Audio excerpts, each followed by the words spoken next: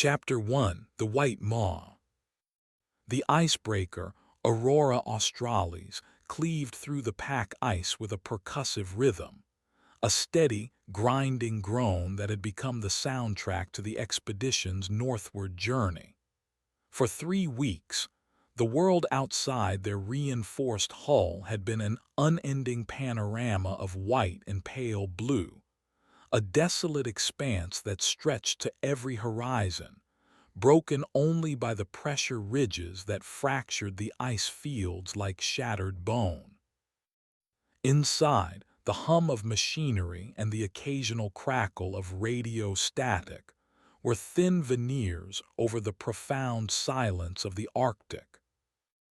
Dr. Evelyn Hayes adjusted the thermal collar of her parka, her gaze fixed on the monitors displaying the ship's forward sonar readings.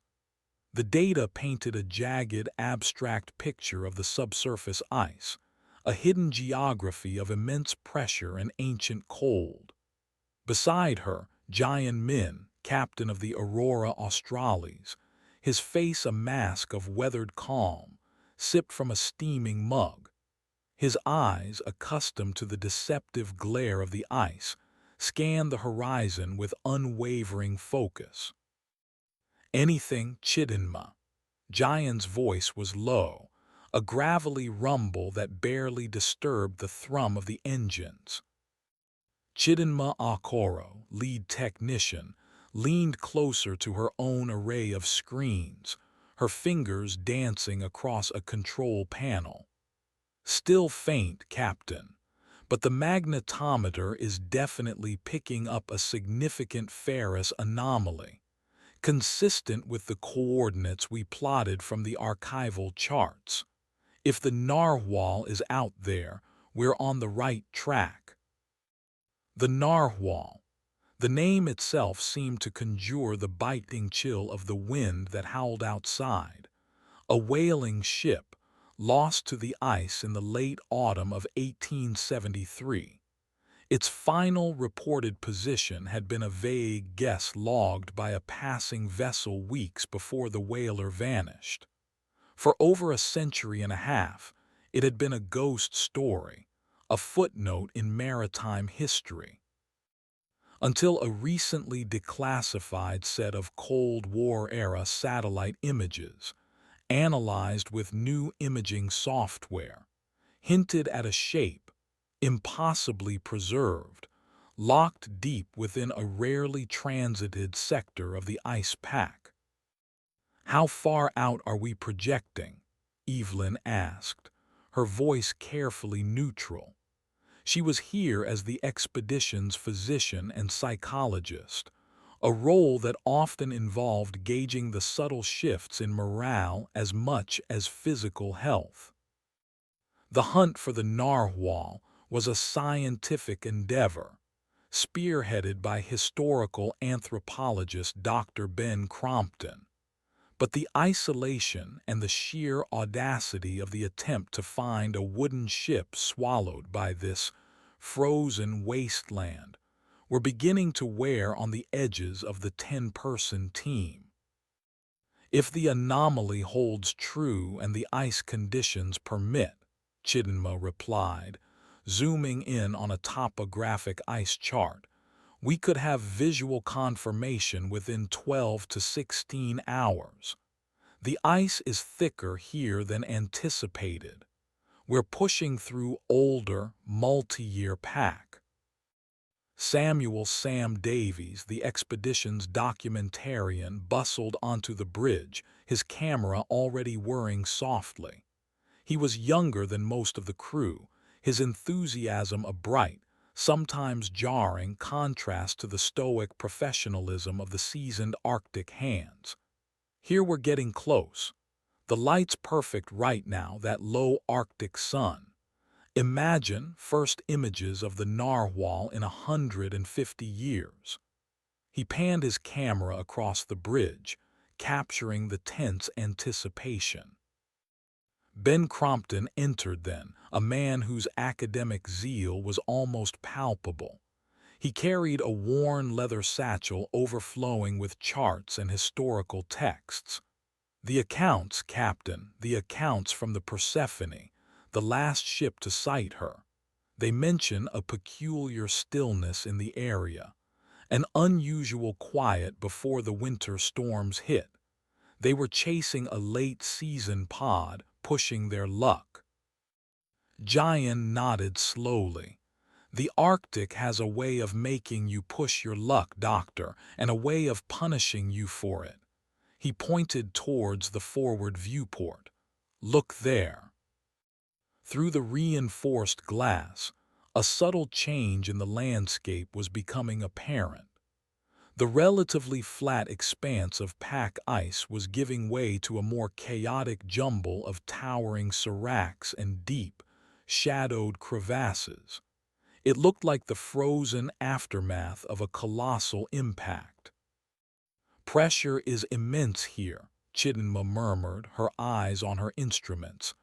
The anomaly is dead ahead, maybe 2 kilometers, but the ice, it's a fortress. The Aurora Australis slowed, its powerful engines straining against the increasingly dense ice. The grinding sound intensified, punctuated by sharp cracks that echoed like rifle fire. Hours passed. The sun, a pale disk in the southern sky, cast long, eerie shadows that writhed and shifted with the ship's laborious progress. Evelyn found herself holding her breath, a knot of anticipation tightening in her chest. Sam was on the outer deck, bundled against the ferocious wind, his camera fixed on the churning ice in the ship's wake. He yelled something, his voice snatched away by the gale, pointing frantically towards the starboard bow. Giant grabbed a pair of high-powered binoculars. He scanned the indicated direction, his expression unchanging. After a long moment, he lowered them. Chidinma, bring us to a dead slow. Dr. Crompton, Dr. Hayes, you might want to see this.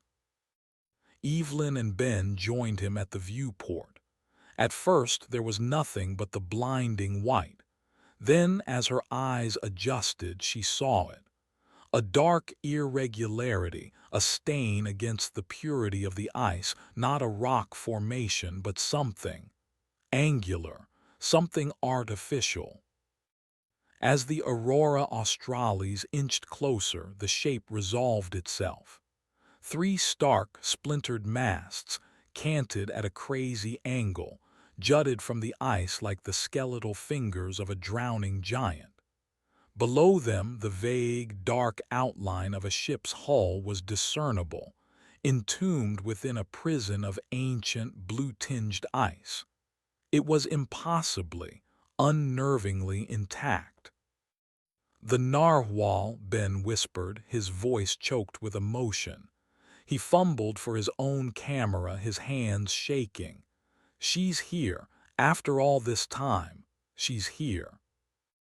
The whaling ship was tilted heavily to port. Her wooden hull, blackened by time and exposure, fused with the ice as if they were one substance. Snow had drifted deep around her, sculpting bizarre, windswept shapes along her frozen gunnels. There was an aura of profound stillness about her, a silence that seemed to swallow the sound of their own ship's engines. It was a tomb, perfectly preserved.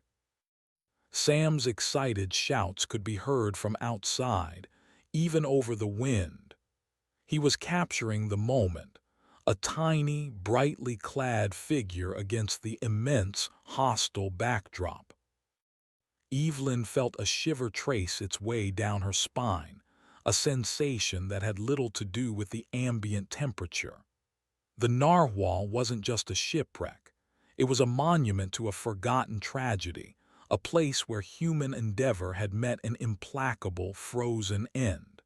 And as she stared at its dark, silent form, a disquieting thought surfaced. They were not just discovering a ship, they were intruding upon a grave. The white maw of the Arctic had held this secret for a long time. Now it was reluctantly showing its teeth. Chapter 2: Frozen in Time. The Aurora Australis maintained a cautious distance, circling the entombed Narwhal, while Chidinma and her team deployed an array of sensors. Ground-penetrating radar mapped the extent of the ice entombing the whaler, revealing the surprising integrity of the hull below the visible sections. Thermal imaging showed the ship to be, as expected, at the same temperature as the surrounding ice, a solid block of cold. "The ice around her is incredibly dense," Chidinma reported, her voice echoing slightly in the hushed bridge. "It's like she's the nucleus of a glacier. Pressure readings suggest the ice has compacted around her over decades, maybe a century or more, rather than crushed her outright. It's a miracle she wasn't pulverized." Ben Crompton pored over the incoming data, his initial elation giving way to a focused intensity. The preservation. It could be unprecedented. If the hull is largely intact, the conditions within might be anaerobic, frozen solid. Artifacts, documents, even organic remains. They could be almost perfectly preserved. Any signs of structural instability for a boarding attempt? Giant asked, his practical concerns overriding the scientific excitement. "The main deck sections visible appear solid, locked in the ice," Chidinma confirmed. "The masts are fractured, yes, but the hull itself, where it meets the ice, it's like concrete. We've identified a potential access point on the starboard side, near the stern. The ice forms a sort of ramp there, leading up to what looks like a section of the gunwale that's relatively clear of obstruction." The decision was made. A small team would make the first approach. Ben as the historical expert, Sam to document everything, and two of Giant's most experienced crew members, Lars Knudsen and Anya Sharma, for safety and technical assistance.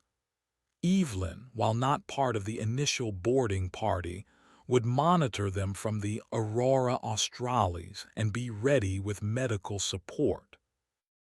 The air was biting, the wind a constant, whining pressure against their exposed faces as the boarding party, tethered together, made their way across the treacherous ice towards the silent Narwhal. The distance was only a few hundred meters, but it felt like miles, each step a careful negotiation with the uneven, slippery surface. The sheer scale of the trapped whaler became more apparent as they drew closer. It loomed over them, a dark, brooding presence against the stark white. "Incredible," Sam breathed, his voice slightly muffled by his face mask, his camera already recording. "It's like stepping back into the 1870s. Lars, a man of few words and immense physical strength, tested each footfall before committing his weight. Anya, equally adept on the ice, scanned the rigging and the visible sections of the hull with a critical eye. "She's locked in tight. Don't see any immediate danger of shifting." Reaching the ramp Chidinma had identified, they found the ice sloped steeply but manageably up to the starboard gunwale. The wood of the ship, where exposed, was black and hard as iron, scoured by a century and a half of polar winds. A thick layer of rime coated every surface, sparkling with a crystalline beauty that belied the desolation. Ben was the first to reach the gunwale, his gloved hands resting on the frozen timber. He paused for a moment, his breath misting heavily in the frigid air, a look of profound reverence on his face. "We're here." With Lars providing a steadying hand, Ben carefully swung a leg over the gunwale and onto the deck. The wood groaned faintly under his weight, a sound that seemed to echo from deep within the ship. Sam followed, then Anya. Lars came last, his ice axe ready. The main deck of the Narwhal was a scene of frozen chaos. Thick, sculpted drifts of snow covered much of it, but here and there, outlines of objects were visible. A coil of rope as stiff as iron, the dark shape of a hatchway sealed by ice, the remnants of a shattered whaleboat, its timbers splayed and broken. The ship was tilted, making footing awkward. Everything was coated in the same thick, ancient rime. "Try to disturb as little as possible," Ben cautioned, his voice hushed, as if afraid to wake something. "Every layer of snow, every object tells a story." Sam's camera panned slowly, capturing the eerie stillness. "It's like a museum exhibit, but real. You can almost feel the people who were here." Anya moved cautiously towards the stern, testing the deck planking. "Solid. The ice has permeated everything. It's acting like a structural support." Their primary goal for this initial reconnaissance was to assess the condition of the ship and identify potential entry points to the interior, particularly the captain's cabin, which, according to whaling ship layouts of the era, would likely be aft. Lars used the blunt end of his ice axe to gently tap at a thick layer of ice covering what looked like a companionway hatch leading below deck. The ice was like stone. "This will take time. We'll need specialized cutting tools from the Aurora."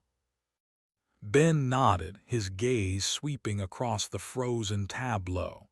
"The captain's cabin should be through there." He pointed towards a slightly raised section of the stern deck, where a series of small, ice-obscured portholes were visible. A doorway, choked with snow and ice, was set into the bulkhead. While Lars and Anya assessed the companionway, Ben and Sam moved towards the captain's quarters. The snow was deep here, drifted against the bulkhead. As Sam filmed, Ben began to carefully clear some of the snow away from the cabin door with his gloved hands. Suddenly, Sam let out a small gasp. "Ben, look!" He pointed his camera downwards. Partially uncovered by Ben's efforts, a dark shape lay embedded in the frozen snow at the threshold of the captain's door. It was a boot, a heavy, leather sea boot, its shape perfectly preserved, and protruding from its opening a glimpse of frozen fabric and then, unmistakably, the curve of bone. Ben knelt, his face grim. He brushed away more snow with extreme care. The boot was attached to a leg, and the leg, encased in frozen trousers, disappeared into the impacted snow. It was the remains of a crewman, frozen at his post, or perhaps as he tried to enter or leave the captain's cabin. "First one," Anya said softly, having joined them. She made the sign of the cross. Lars stood silently beside her, his expression unreadable. Evelyn, listening via their comms on the Aurora Australis, felt a cold dread seep into her. The abstract tragedy of the Narwhal was becoming starkly, horribly real. "We need to document this precisely," Ben said, his voice strained. "Sam, get close-ups, every detail." As Sam filmed the frozen remains, the wind seemed to pick up, swirling snow around the deck in ghostly eddies. The silence of the ship pressed in on them, a heavy, expectant stillness. It was as if the narwhal itself was watching them, its frozen timbers holding secrets of a terrible demise. Captain's door is completely iced over, Lars reported, running a gloved hand over the surface. There's a porthole here, though. Maybe we can see something. The porthole was a thick disk of ancient, crazed glass, almost opaque with accumulated frost on the inside. Lars carefully scraped away the exterior ice with a specialized tool. Ben leaned close, trying to peer through. "It's dark," he said, "but I think I can make out shapes. Furniture, perhaps. It seems relatively undisturbed." "Any way to clear the interior frost without breaking it?" Sam asked. "Not easily from out here," Anya replied. "We'll need to find a way inside. The companionway looks like our best bet, but it'll be a slow process to cut through that ice without damaging the woodwork beneath." The team spent another hour on deck, documenting the visible conditions, the layout, and the frozen crewmen. The sheer desolation, the absolute sense of an abandoned, tragic end, was overwhelming. The cold was relentless, seeping through their modern thermal gear, a reminder of the brutal environment that had claimed the Narwhal and her crew. As they prepared to return to the Aurora Australis to plan the next steps for accessing the interior, Sam paused, his camera sweeping across the horizon. He zoomed in on a distant point where the ice met the pale sky. "What is that?" he murmured, more to himself than the others. "What's what, Sam?" Ben asked. Out there looked like an animal, a hare maybe, but it was white, really white and fast. He lowered his camera, shaking his head. Gone now, must have been a trick of the light. Evelyn, hearing his comment over the comms, made a mental note. An Arctic hare wasn't unusual, but Sam's slight hesitation, the way he described it, pricked at her attention. In this vast, empty whiteness, the mind could play tricks. Or perhaps the Arctic still held surprises beyond an ancient, frozen ship. The first visit to the Narwhal had yielded more questions than answers, and a palpable sense of unease was beginning to settle over the expedition. Chapter 3: The Captain's Eye. The following day, armed with thermal lances and precision ice-cutting saws, the team returned to the Narwhal. Their primary objective was to gain access to the captain's cabin, believed to be the nerve center of the ship and the most likely place to find logs, charts, or personal effects that could shed light on the vessel's final days. The frozen crewman at the cabin door had been carefully documented, and for now left undisturbed, a silent, grim sentinel. Lars and Anya worked with painstaking care on the main companionway hatch, the thermal lance hissing as it vaporized layers of centuries-old ice. The process was slow, meticulous. Each section of ice removed revealed more of the ship's original structure, the dark, dense wood of the hatch combing, the tarnished brass of its fittings. Ben and Sam, meanwhile, focused their attention on the captain's cabin porthole. Using a directed heat lamp, they attempted to slowly melt the interior frost from the thick glass. After nearly an hour, a small, irregular patch began to clear. Ben pressed his eye to the cold glass, shielding it from the external glare. "It's working, I can see." A desk. Yes, a desk directly opposite the door, papers on it scattered, an overturned chair. His voice was tight with anticipation. There's something else on the bulkhead, a box, or, no, wait. He adjusted his position, trying to get a better angle through the small, clear patch. It looks like a camera, an old one, a plate camera perhaps on a small tripod, pointing towards the desk. Sam crowded in, trying to see. A camera. You think they were taking photographs? It's possible, Ben mused. Daguerreotypes, ambrotypes. Photography was certainly established by the 1870s, though it would be unusual for a whaling captain to have such equipment on a voyage like this, unless he was an enthusiast. The thought of finding undeveloped plates, images from the lost voyage, sent a fresh wave of excitement through them. The work on the companionway continued, the air filled with the smell of ozone from the thermal lamps and the faint, musty scent of ancient, thawing wood. Finally, with a groan of protesting ice and a snap of frozen seals, the hatch shuddered. Lars and Anya, using pry bars with extreme caution, managed to lift it a few inches, then a foot. A gust of incredibly cold, stagnant air billowed out from the opening, carrying a complex odor of damp wool, decaying hemp, whale oil, and something else. Something unpleasantly organic and old.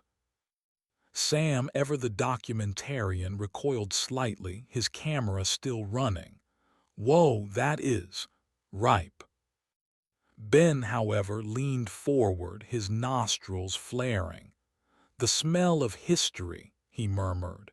He shone a powerful flashlight down into the blackness. A steep, narrow ladder descended into the ship's belly. Atmospheric checks. Giant's voice crackled over the comms from the Aurora Australis. Running them now, Captain, Anya confirmed, holding a handheld sensor over the opening. After a moment, she nodded. Oxygen levels are low but breathable with masks. CO2 is elevated.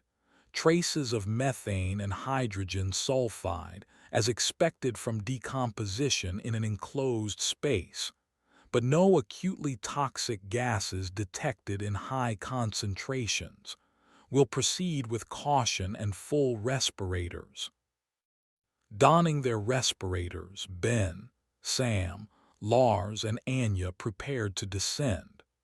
The plan was for Lars and Anya to secure the immediate area below the hatch and assess the structural integrity, while Ben and Sam would make their way aft towards the captain's cabin from the inside. Hopping the internal doors were less sealed than the exterior ones. The interior of the Narwhal was a labyrinth of shadows and oppressive silence. The flashlight beams cut sharp cones through the darkness, illuminating cramped passageways, the curved ribs of the ship, and everywhere, the glint of ice crystals coating the timbers. The angle of the ship made movement treacherous. The cold was even more profound here, a dead, ancient chill that seemed to emanate from the very fabric of the vessel. They found the passageway leading aft. Doors to smaller cabins, likely for officers, were either frozen shut or hung ajar, revealing glimpses of narrow bunks and overturned sea chests, all shrouded in rime.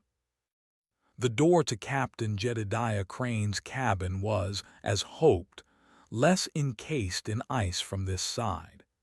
It was still firmly shut, the wood swollen in its frame, but Lars, with careful application of force, managed to shoulder it open with a crack of splintering wood and a screech of rusted hinges.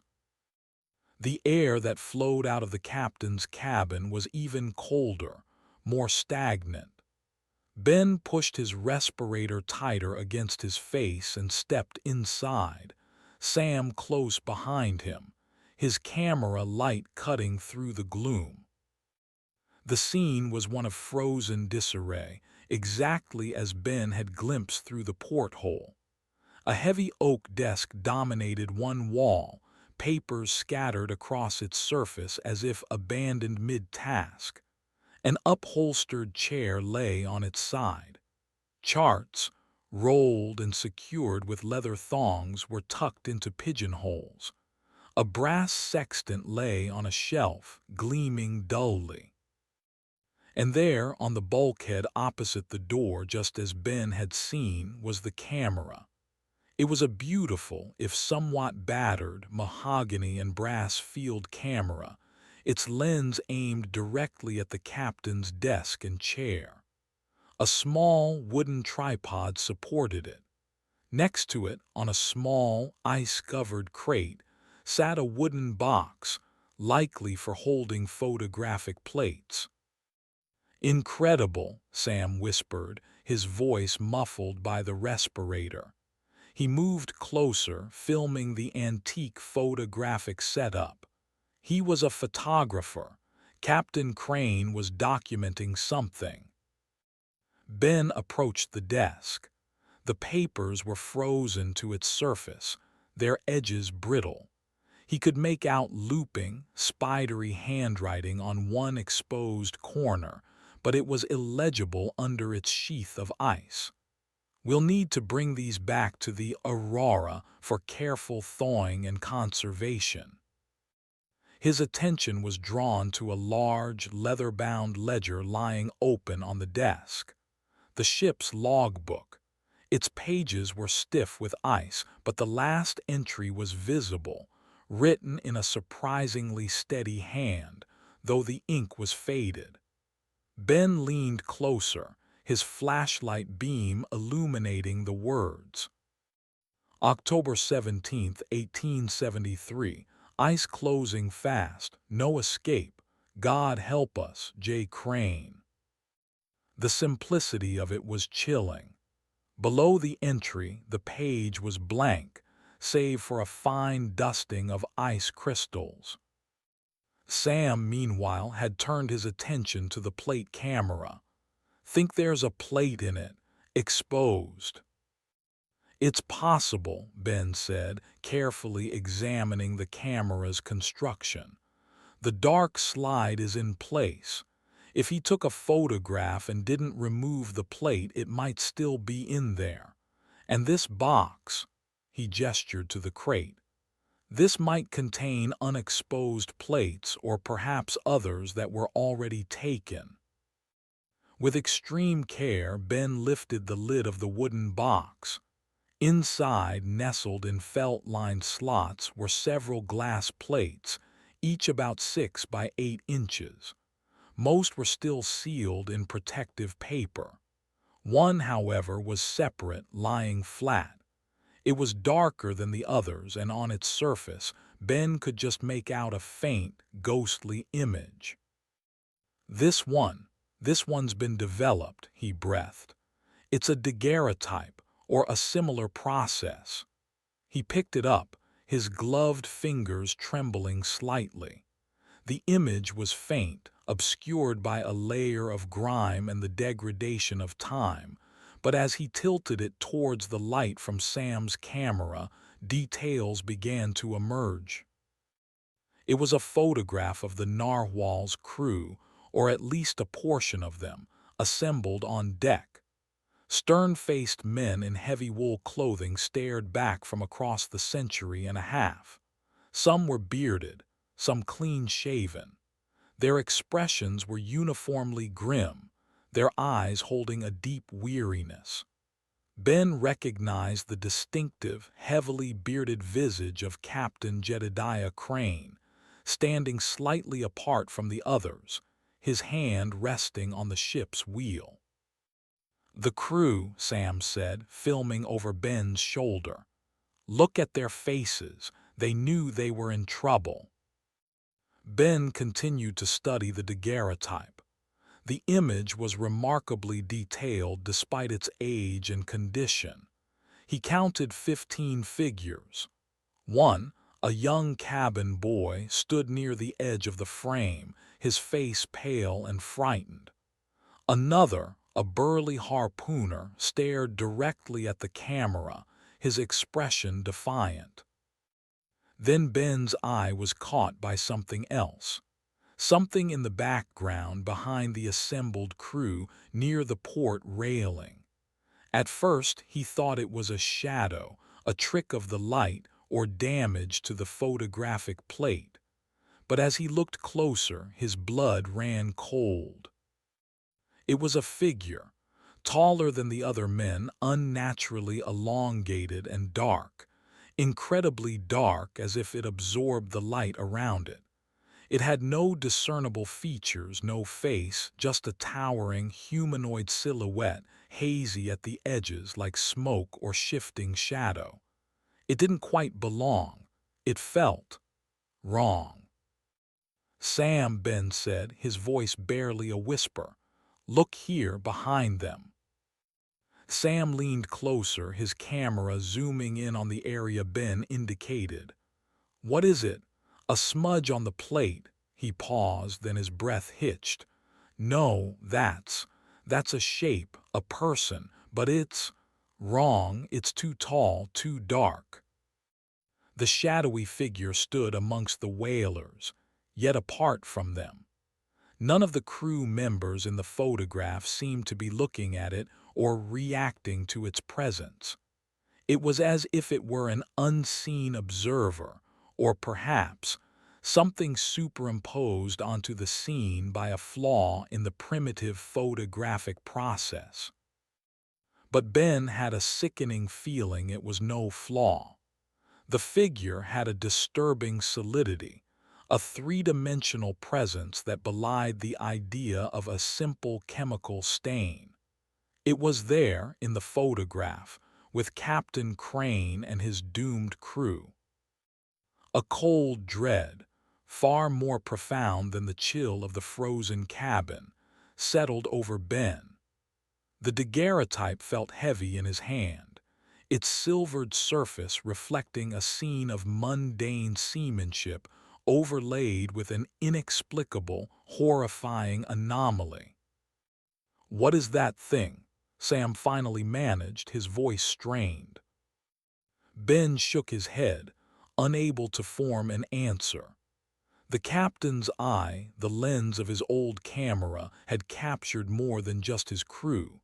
It had captured a witness to their demise, or perhaps its architect. And now that silent, shadowy observer from the past was staring back at them from a piece of tarnished silver. Chapter 4: A Shadow in Silver. The discovery of the daguerreotype cast a pall over the expedition. Back on the Aurora Australis, in the relative warmth and light of the ship's small laboratory, Ben Crompton and Chidinma Okoro worked to carefully clean and stabilize the fragile artifact. Sam Davies hovered nearby, his usual ebullience replaced by a quiet, almost obsessive intensity. He replayed the footage of the daguerreotype over and over on his laptop, zooming in on the shadowy figure, trying to resolve its impossible form. Evelyn Hayes watched them, a growing unease coiling in her stomach. She had seen the photograph, of course. The initial briefing had been clinical, focused on the historical significance, a photograph of the lost crew, an incredible find. But the anomaly, the shadow man as Sam had begun to call it, was studiously avoided in official discussions, attributed to potential chemical damage or a double exposure. Yet, no one who had seen it up close truly believed those rational explanations. The figure was too distinct, too unnervingly present. "The silver surface is remarkably stable, considering," Chidinma commented, her voice carefully neutral as she peered through a magnifying lens at the daguerreotype. "Minimal tarnishing beyond what we'd expect. The image itself is well fixed." Ben nodded, though his gaze kept drifting back to the shadowy silhouette in the photograph, now digitally scanned and displayed on a large monitor. Captain Crane must have been quite proficient. The composition, the focus. It's a good quality image for the period, especially under what must have been challenging conditions. Except for that, Sam said, pointing to the figure on the screen. You can't tell me that's just a smudge, Ben. It has depth. It's standing behind that third whaler from the left. The plate could have been imperfectly coated, Ben countered, though his voice lacked conviction. Or there could have been movement during the long exposure time, creating a blur that resembles a figure. We have to consider all possibilities before jumping to other conclusions. Evelyn spoke up, her tone calm but firm. What other conclusions are we considering, Ben, even if only hypothetically? Ben sighed, running a hand through his already disheveled hair. Look, Evelyn, it's unsettling, I grant you that. But we're scientists. We deal with tangible evidence. A poorly understood anomaly on a 150-year-old photograph is not, in itself, evidence of anything beyond a photographic anomaly. But it feels like something, Sam insisted, his eyes fixed on the screen. When I look at it, I get this crawling sensation, like it's looking back. Evelyn made a mental note of Sam's reaction. He was the most overtly affected, but she had seen the subtle discomfort in Chidinma's averted gaze. The way Ben's hand occasionally strayed towards the original daguerreotype, now housed in a climate-controlled case, as if to reassure himself it was just an object. Over the next few days, the team continued their methodical exploration of the Narwhal. They managed to access more of the interior, finding crew quarters largely plundered by time and ice, though a few poignant discoveries were made. A battered tin cup, a scrimshawed whale tooth depicting a crude mermaid, a Bible with its pages frozen into a solid block. Each item added another layer to the tragedy of the lost whaler. The original camera from Captain Crane's cabin was brought back to the Aurora Australis for study. It was a beautiful piece of craftsmanship, its mahogany body and brass fittings remarkably well preserved. Sam, with his interest in photography, became fascinated by it, spending hours examining its workings, carefully cleaning its lens, wondering if it could still function. Ben had also found a small, leather-bound journal in the captain's desk, separate from the ship's log. Its pages were fused together by ice, and it was set aside for the slow, painstaking process of thawing and separation. The daguerreotype, however, remained the focal point of a quiet, unspoken tension. Copies were made, of course, and the digital image was analyzed from every conceivable angle. Image enhancement software sharpened the details of the crewmen's faces, their worn clothing, the rigging of the ship.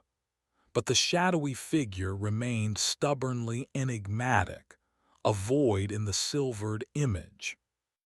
If anything, attempts to clarify it only seemed to make it more disturbing, its outlines refusing to resolve into anything recognizable, its darkness deepening. Sam began to experience trouble sleeping. He told Evelyn during one of their informal check-ins that he kept seeing the figure in his dreams, or rather, in the moments just before sleep, a tall shadow detaching itself from the darker corners of his cabin. He dismissed it as stress, the power of suggestion, but Evelyn noted the dark circles under his eyes, the slight tremor in his hands when he handled his own camera equipment. He started taking his camera everywhere, even on the Narwhal, not just for documenting the expedition, but seemingly for his own reassurance. He would take dozens of photos of the same empty corridors, the same frozen artifacts. Just checking the light, he'd say if anyone asked, making sure I'm seeing things right. One afternoon, while reviewing his own digital photographs from a recent foray into the Narwhal's hold, Sam let out a choked cry. Evelyn and Ben, who were working nearby in the Aurora's lab, rushed over. Sam was staring at his laptop screen, his face pale. "There, look." He pointed to an image he'd taken in the dark, cavernous hold of the whaling ship. The photo depicted stacked barrels, coated in rime, the flashlight beam creating harsh shadows. But in one of the deepest shadows between two barrels was something else. A faint, elongated darkness, subtly different from the surrounding black. It was almost imperceptible. If you weren't looking for it, you'd miss it entirely. It's him," Sam whispered. "The shadow man, he's in my photo." Ben leaned closer, his expression skeptical. "Sam, that's almost certainly just a play of light and shadow. The hold is full of irregular shapes." "No," Sam insisted, his voice rising. "I know what I saw or what the camera saw, it's the same. Wrongness, as in the daguerreotype, it's faint, but it's there." He frantically clicked through other photos from the same sequence. "And here, see, it's gone. I took these seconds apart." The subsequent photos showed only the barrels and the shadows they cast. The faint, deeper darkness was absent. Evelyn studied the image. It was ambiguous, certainly. It could be a trick of the light, but given the context of the daguerreotype and Sam's increasing distress, it was profoundly unsettling. The idea that Crane's camera had captured something real, and that now Sam's modern, digital camera was picking up traces of the same phenomenon, was a terrifying leap. "Sam," Evelyn said gently, "the mind can play tricks, especially when it's fixated on something. The power of suggestion is very strong." "It's not suggestion," Sam snapped, then immediately looked contrite. "Sorry, Evelyn, I know what this feels like. It's like that thing from the photo is leaking out. Or maybe it was never just in the photo." That evening, Evelyn found Sam in the small, makeshift darkroom he'd set up to examine Captain Crane's camera. He had the antique device on a workbench, its lens gleaming under a soft safe light. He was holding one of the unexposed glass plates from Crane's box. "What are you doing, Sam?" she asked. He looked up, startled. "Oh, hi, Evelyn. I was just wondering, this old camera, the plates. I was wondering if it still works." "You're not thinking of trying to use it?" A strange light flickered in Sam's eyes. "Why not? Crane did. He captured them and it. Maybe if I used it, I could see it more clearly, understand what it is." "Sam, that's not a good idea," Evelyn said, her unease growing. "We don't know what we're dealing with, that camera, that daguerreotype. There's something wrong about them. You said it yourself." "Exactly," Sam replied, his voice taking on a fervent tone. "Something's wrong, and I want to see it. I need to see it." He picked up the ancient camera, its wooden body surprisingly heavy. "Imagine, Evelyn, to take a photo with the same camera that saw it all, to look through the same lens Captain Crane looked through when he saw whatever he saw. His obsession was becoming more pronounced, his reasoning more circular. The shadow in the silver daguerreotype was no longer just an image. It was a presence, and Sam seemed determined to bring it into sharper focus, whatever the cost. Evelyn realized with a cold certainty that the psychological integrity of at least one member of her team was beginning to fray, and the source of that unraveling was a 150-year-old photograph and the impossible silhouette it contained. The Arctic ice had preserved a ship, but it seemed it had also preserved something else, something that was now stirring in the minds of those who had disturbed its frozen slumber. Chapter 5: Whispers from the Rime. The days following Sam's discovery, or perceived discovery, of the shadow in his own photograph were marked by a subtle but pervasive shift in the expedition's atmosphere. The initial excitement of exploring the Narwhal was now tinged with a creeping apprehension. Conversations became more muted, glances more guarded.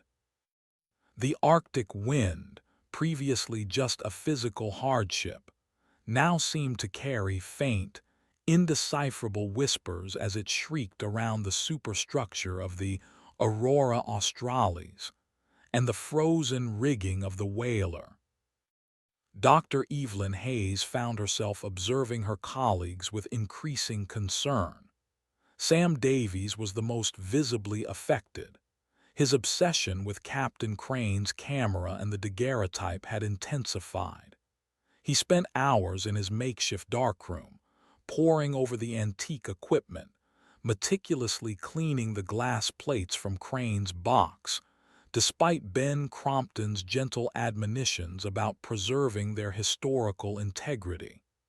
He claimed he was preparing them, though for what, he remained vague. His own camera, once a tool for documenting the expedition, now seemed permanently attached to him, its lens often pointed at empty spaces, dark corners, or the shifting patterns of rime on the narwhal's timbers. He complained of persistent headaches and a constant feeling of being watched. Ben Crompton, though outwardly maintaining his scientific skepticism, was also showing signs of strain. He threw himself into the study of the recovered artifacts with a near-frenetic energy, particularly the captain's personal journal, whose ice-fused pages were slowly being separated in the lab's controlled environment. Evelyn noticed he avoided looking directly at the original daguerreotype now, preferring to study the digital scans, as if the physical object itself exerted some malign influence. He became short-tempered when questioned too closely about the shadowy figure, reiterating his stance on photographic anomalies, but his eyes betrayed a deeper uncertainty. Even the usually unflappable Chidinma Okoro seemed subdued.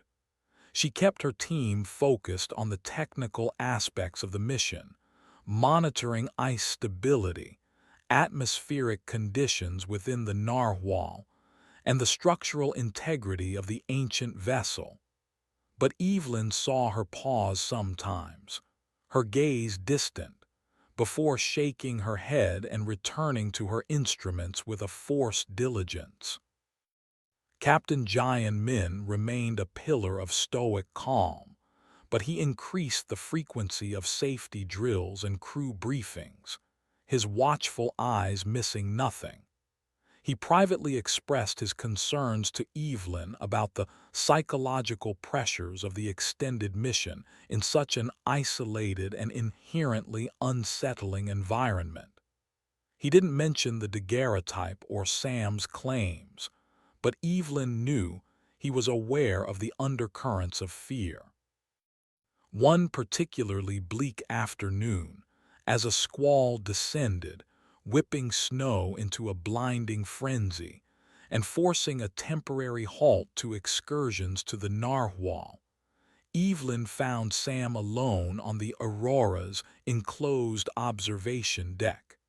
He was staring out at the white chaos, Captain Crane's camera resting on the sill in front of him.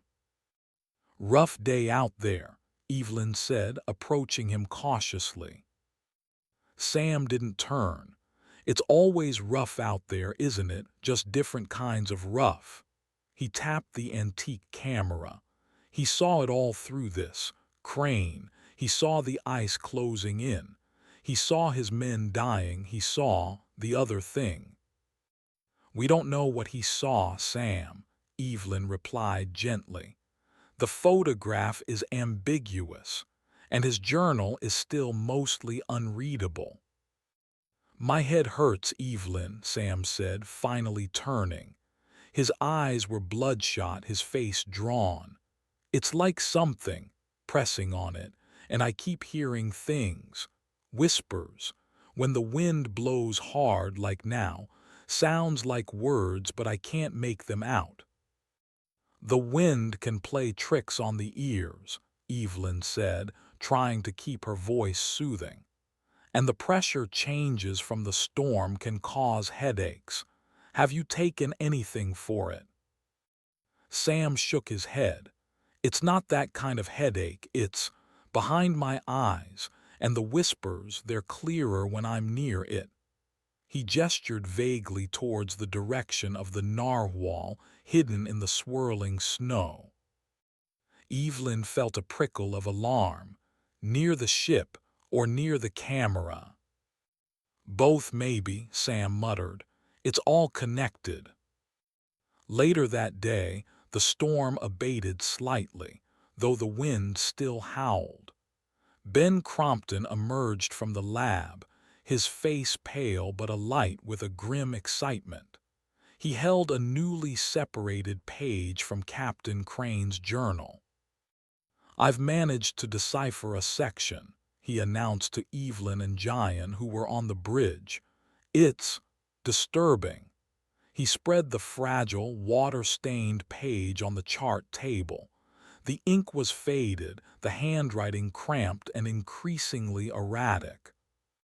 "October 2nd, 1873, Ben read. "Morale low, provisions dwindling faster than anticipated. The ice shows no sign of releasing us. Men are restless. Blackwood swears he saw something on the ice last night, something tall and dark, moving against the moon. I dismissed it as a phantasm of the long dark, but young Tom Niven claims to have seen it too. Fear is a contagion." "Blackwood, he was the harpooner in the daguerreotype," Evelyn recalled. "And Tom Niven, the cabin boy." Ben nodded. "October 5th, the photographer from Boston, Mr. Aldridge, fell ill, a wasting sickness. He was so keen to capture the true Arctic sublime with his new apparatus. Now he barely stirs. I have taken possession of his camera and plates, perhaps some record, some testament, if the worst comes." "So the camera wasn't Crane's originally," Giant observed. "It belonged to a passenger, a photographer." "Apparently," Ben confirmed. "And it seems this Mr. Aldridge was one of the first to succumb to whatever afflicted the crew." He continued reading, his voice dropping. "October 9th, another death. The cook, Hemlock, found him frozen in the galley, eyes wide with some unspeakable terror. Before he died, he was raving about shadows that walk, shadows that drink the warmth. The men whisper it's a curse brought on by the killing. The great bull whale we took near the Devil's Jaw. They say its spirit haunts the ice." A heavy silence fell on the bridge. The wind outside seemed to moan in agreement. Mass hysteria, fueled by isolation and dwindling hope, Giant said, though his voice lacked its usual certainty. Perhaps, Evelyn conceded, but the consistency of the descriptions, tall and dark, shadows that walk. It echoes what we see in the daguerreotype, what Sam claims to be experiencing. It was then that Anya Sharma, who had been monitoring the external sensors, let out a startled exclamation. "Captain, Dr. Hayes, look at this." She pointed to a monitor displaying a live feed from one of the Aurora's high-resolution cameras, aimed towards the Narwhal. The storm had lessened visibility, but the image was still discernible, a gray, grainy view of the trapped whaler. Moving across the ice pack at the very edge of the camera's range was a small, white form. It moved with incredible speed and agility, darting between seracs. "Is that a hare?" Giant asked, frowning. "I think so," Anya replied. "But look at its fur, it's almost luminous, and its eyes." The camera automatically zoomed, struggling to focus through the swirling snow. For a brief moment the image sharpened. The creature was an Arctic hare, but its fur was an almost unnaturally brilliant white, like hoarfrost catching the light. And its eyes, even at this distance, seemed to glow with a faint, cold blue luminescence.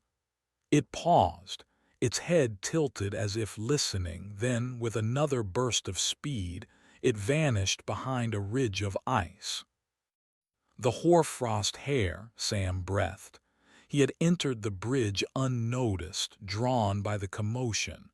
"I told you I saw it, the day we first boarded." No one spoke. The image of the strange, glowing-eyed hare lingered. It was just an animal, Evelyn told herself. An unusual specimen, perhaps, but still just an animal.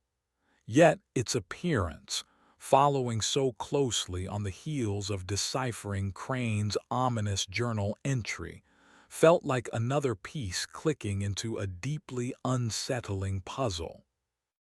The whispers in the rhyme seemed to grow louder that night. Evelyn found herself straining to hear them, to discern words within the mournful cry of the wind. She told herself it was an auditory illusion, pareidolia, her mind trying to make sense of random noise in an environment saturated with fear and suggestion. But the doubt, cold and sharp as an ice shard, remained. Something was out there on the ice, something beyond their understanding, and its influence was seeping into the Aurora Australis, just as it had perhaps into the doomed Narwhal a century and a half before. Chapter 6: Crane's Lament. The process of thawing and separating the pages of Captain Jedediah Crane's personal journal was agonizingly slow. Each leaf, saturated with ancient ice and fused to its neighbors, had to be meticulously treated in the Aurora Australis's small conservation lab. Ben Crompton, assisted by a reluctant Chidinma Okoro, who confessed to feeling a deep sense of unease whenever she handled artifacts from the Narwhal, worked day and night, their faces illuminated by the cold light of articulated lamps. As more of the journal became legible, a harrowing narrative emerged, a counterpoint to the sparse, official entries of the ship's log. Crane's cursive, initially firm and resolute, grew increasingly agitated, the lines wavering, the ink sometimes blotted as if his hand trembled uncontrollably. Evelyn Hayes often sat with Ben as he deciphered the faded script, listening to the dead captain's voice echo across the decades. The entries painted a grim picture of a crew descending into despair, starvation, and madness, all while besieged by an inexplicable horror. October 12, 1873, Ben read aloud, his own voice hushed. The ice has not yielded. It groans around us day and night, a constant torment. Young Niven swears he sees faces in the pressure ridges, pale and watching. The men are growing gaunt. Their eyes. There is a hollowness there I have not seen before. Mr. Aldridge's shadow sickness, as they call it, has claimed two more. They waste away, consumed by a cold fever, muttering of a darkness that steals the breath. Shadow sickness, Evelyn repeated softly. A cold fever, darkness that steals the breath. It sounds like severe hypothermia, perhaps complicated by pneumonia, but the phrasing. Shadow sickness. Ben nodded, his expression grim. It aligns with the cook, Hemlock's ravings about shadows that walk, shadows that drink the warmth. Crane is trying to rationalize it, but the fear is palpable. He turned to a later entry, the handwriting more erratic. October 15th. Blackwood, my strongest harpooner, is broken. He sits and stares at the bulkhead, whittling at a piece of whalebone, carving monstrous shapes. He told me today the tall man of the ice visited him in his bunk, said it had no face, just a cold that burned, said it whispered secrets of the deep. I had him restrained, for his own safety and that of the others. The tall man of the ice, Sam Davies interjected. He had taken to haunting the lab during the journal readings, Captain Crane's camera often cradled in his lap. It's the figure from the daguerreotype. It has to be. His eyes gleamed with a feverish conviction. Evelyn studied Sam. He was thinner, his complexion sallow. His earlier nervous energy had curdled into a brooding intensity. He was sleeping even less, claiming the whispers were louder now, especially when he was near Crane's camera or the daguerreotype. Ben ignored Sam's comment, though his jaw tightened. He continued reading from the journal. October 19th. Aldridge is dead. His photographic equipment lies dormant. I tried to make an image of the men today, for posterity, for some record of our suffering. The light was poor. They looked like specters. As I developed the plate, a distortion. A shadow where no shadow should be. I must have erred. The chemicals, perhaps, tainted by the cold. Yet it chilled me to the bone. He saw it, Sam breathed, triumphant. Crane saw the shutter shade in his own photograph. He knew. He calls it a distortion, Sam, Ben said sharply. He attributes it to a chemical error. But his eyes flickered towards the monitor displaying the scanned daguerreotype, lingering on the tall, dark silhouette. The journal entries grew darker, more fragmented. There were accounts of dwindling food supplies, of failed attempts to hunt seals on the treacherous ice, of growing paranoia and accusations amongst the starving crew.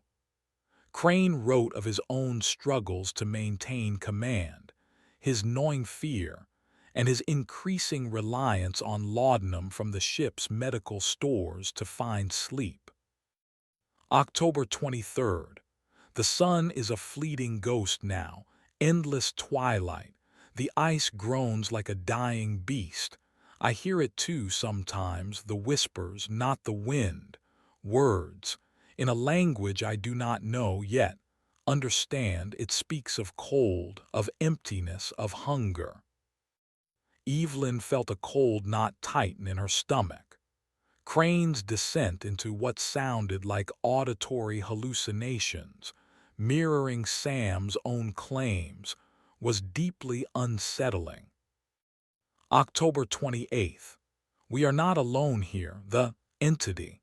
I see it now even without the camera. A flicker at the edge of vision, a deeper darkness in the perpetual gloom. It moves on the ice. It watches the ship, the men who see it. They do not last long. It seems to feed on their spirit, then their warmth. They become hollow shells before they freeze. He's not describing a disease, Ben, Evelyn said, her voice low. He's describing a predator. Ben didn't answer immediately. He stared at the journal, his face pale. He was losing his mind, Evelyn. Starvation, isolation, the constant cold, the loss of his crew. It's a classic psychological breakdown. Is it? Sam challenged, his voice raspy. Or was he finally seeing what was truly there? What Aldridge's camera first revealed? He stood up, clutching Crane's camera. This isn't just a box of wood and brass, Ben. It's an eye. It saw the truth, and it wants to see it again.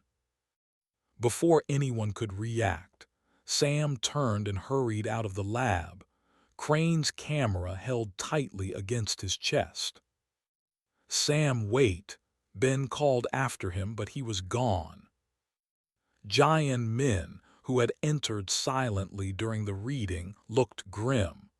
His obsession with that camera is becoming dangerous. He needs to be kept off the Narwhal. I agree, Evelyn said. He's becoming increasingly unstable. Crane's journal seems to be validating his delusions, not helping him see reason. The final legible entries in Crane's journal were stark, almost incoherent. November 1st, only a few of us left. The tall man walks the decks. I see its shadow pass my cabin door. It doesn't need to open it. It is a creature of cold and shadow. It is the Arctic's heart, and it is devouring us. November 3rd. My leg, the old wound from the Greenland whale, it festers.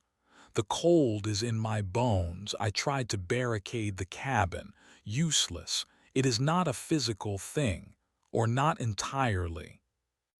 November 5th. The last plate. I must. One more image, a warning if this ship is ever found. They must know what waits in the ice.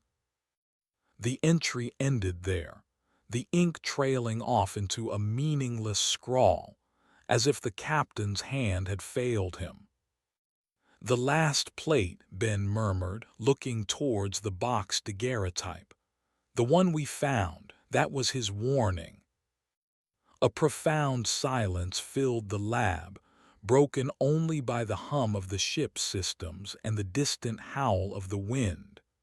Captain Crane's lament, his chronicle of terror and dissolution, had reached across a century and a half. It was no longer just a historical record. It felt like a contemporary threat, a confirmation that the shadowy figure in the silvered image was not a mere artifact of a primitive photographic process, but the harbinger of a conscious, malevolent entity that haunted the frozen wastes. And Sam Davies, armed with the very camera that had first captured its likeness, was now seeking it out. Chapter 7. The Dark Develops. Sam Davies moved through the dimly lit corridors of the Aurora Australis like a phantom, Captain Crane's antique camera clutched to his chest as if it were a holy relic. His eyes, wide and unnervingly bright, darted into every shadow. The whispers he'd been hearing had intensified since the readings from Crane's journal, no longer indistinct murmurs in the wind but coherent, sibilant phrases that seemed to emanate from the camera itself, or perhaps from the depths of his own fracturing mind. It sees, it waits, show it the light, let it see. He had to get back to the Narwhal, the captain's cabin. That's where Crane had taken the last photograph. That's where the connection was strongest. He had one of Crane's unexposed glass plates carefully loaded into a plate holder tucked into his parka. He would recreate the captain's final act. He would see the shutter shade clearly. He would understand. Evading the watch was easier than he'd anticipated. The crew of the Aurora Australis, though vigilant, were not prepared for one of their own to act with such furtive desperation. He slipped into the gear room, donned his heaviest thermal suit, and grabbed an ice axe and a small emergency beacon, a concession to some lingering thread of self-preservation.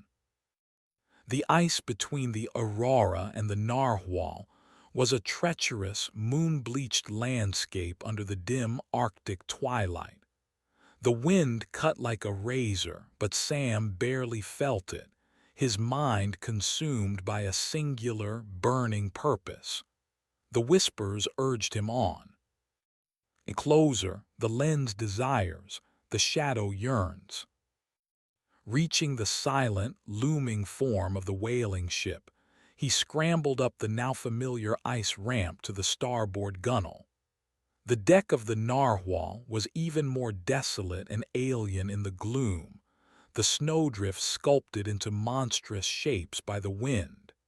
He made his way towards the stern, towards the captain's cabin, his boots crunching on the frozen snow, the sound unnaturally loud in the profound silence.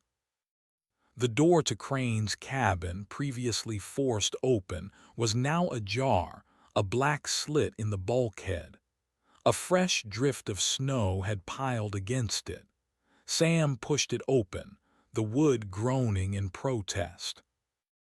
Inside, the cabin was colder than the air outside, a dead, bone-penetrating chill. His flashlight beam, already weak from the extreme temperature, flickered erratically. He could see his breath misting heavily, even through his thermal mask. Here, it remembers, the eye that first saw. He set up Crane's camera on its rickety tripod, aiming it roughly where the captain's desk had been, though the desk itself was now partially obscured by new snow that had blown in. He fumbled with the plate holder, his gloved fingers clumsy. The glass plate slid into place with a soft click. "All right," he whispered, his voice hoarse. "All right, Captain Crane. Let's see what you saw. Let's see the truth." He uncapped the lens. The archaic shutter mechanism required a manual exposure. How long? Crane's journal hadn't specified. The light in the cabin was almost non-existent, save for his failing flashlight. He'd have to guess. He decided on a long exposure, several minutes perhaps. As he stood there, waiting in the oppressive darkness and cold, the whispers seemed to coalesce, to gain substance. They weren't just in his head or from the camera anymore. They were in the room, swirling around him like the fine, dry snow that eddied in through the doorway. The flashlight beam landed on a section of the bulkhead near the desk. Frost patterns, intricate and beautiful, coated the dark wood. As he watched, the pattern seemed to shift, to writhe. He blinked, thinking it was a trick of his tired eyes, the flickering light. But the patterns continued to move, the delicate ice crystals rearranging themselves, forming lines, then curves, then a shape, an elongated, shadowy outline darker than the surrounding wood, etched in the frost. It was impossibly tall, its proportions distorted, just like the figure in the daguerreotype. Sam's breath hitched, his heart hammered against his ribs. "It's you," he breathed. "You're here." The shadowy frost figure remained still for a moment, then, slowly, a section of it near where a head might be seen to deepen. It was as if an eye, or something like an eye composed of pure shadow, was focusing on him. A wave of intense cold washed over Sam, far beyond the ambient temperature of the cabin. It was a cold that seemed to penetrate his thermal gear, his skin, his very bones, settling deep within his core. His teeth began to chatter uncontrollably.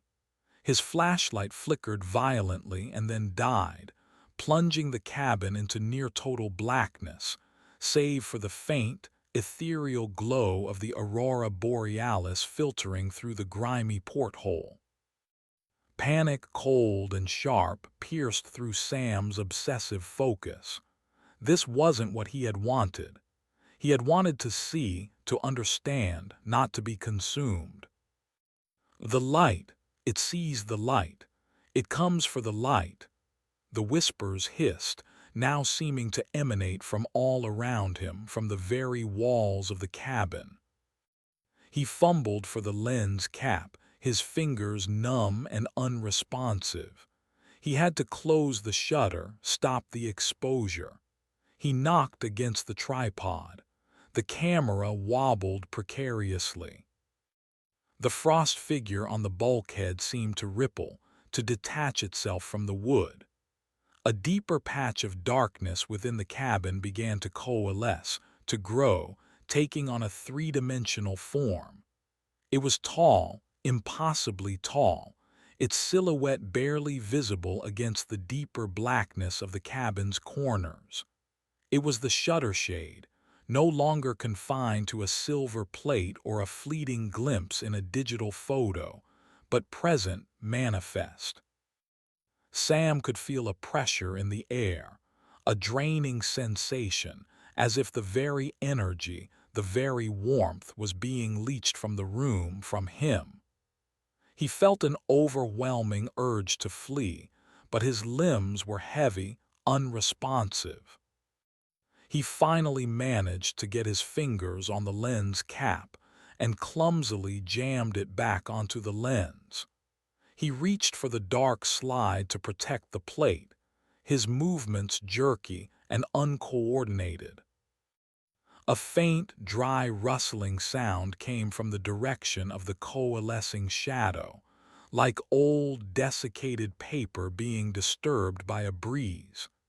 And then, a sound that was almost a voice, a whisper that seemed to bypass his ears and resonate directly in his skull, cold and ancient. "You see." Sam screamed, a choked, desperate sound. He grabbed the camera, tripod and all, and stumbled backwards, crashing into the cabin door. He lurched out onto the frozen deck of the Narwhal, gasping for air that felt like shards of ice in his lungs. He didn't look back. He scrambled, slipped, and half fell down the ice ramp, then ran, as fast as his failing legs could carry him, across the treacherous ice towards the distant, steady lights of the Aurora Australis. He didn't stop until he collapsed at the foot of the icebreaker's gangway, the antique camera still clutched in his frozen grasp. Lars Knudsen, on watch, found him there semi-conscious, his skin an alarming shade of blue, muttering incoherently about shadows and stolen light. Crane's camera was frozen to his gloves. When Evelyn Hayes and Giant Min reached him, Sam was hypothermic and in shock. As they carefully pried the antique camera from his grip, Evelyn noticed the dark slide was indeed in place, meaning the glass plate inside had, presumably, been exposed. Exposed to whatever Sam had witnessed in the terrifying, frigid darkness of Captain Crane's cabin. The dark was developing, not just on a forgotten glass plate but within the heart of the expedition, as the entity from the ice began to reveal its horrifying nature. Sam Davies had sought it out, and he had found it. Or perhaps it had found him. Chapter 8, Fractures. Sam Davies lay in the Aurora Australis's small infirmary, recovering from severe hypothermia and psychological shock. He was kept under mild sedation, his sleep troubled by violent tremors and muttered phrases that echoed the chilling whispers he claimed to have heard.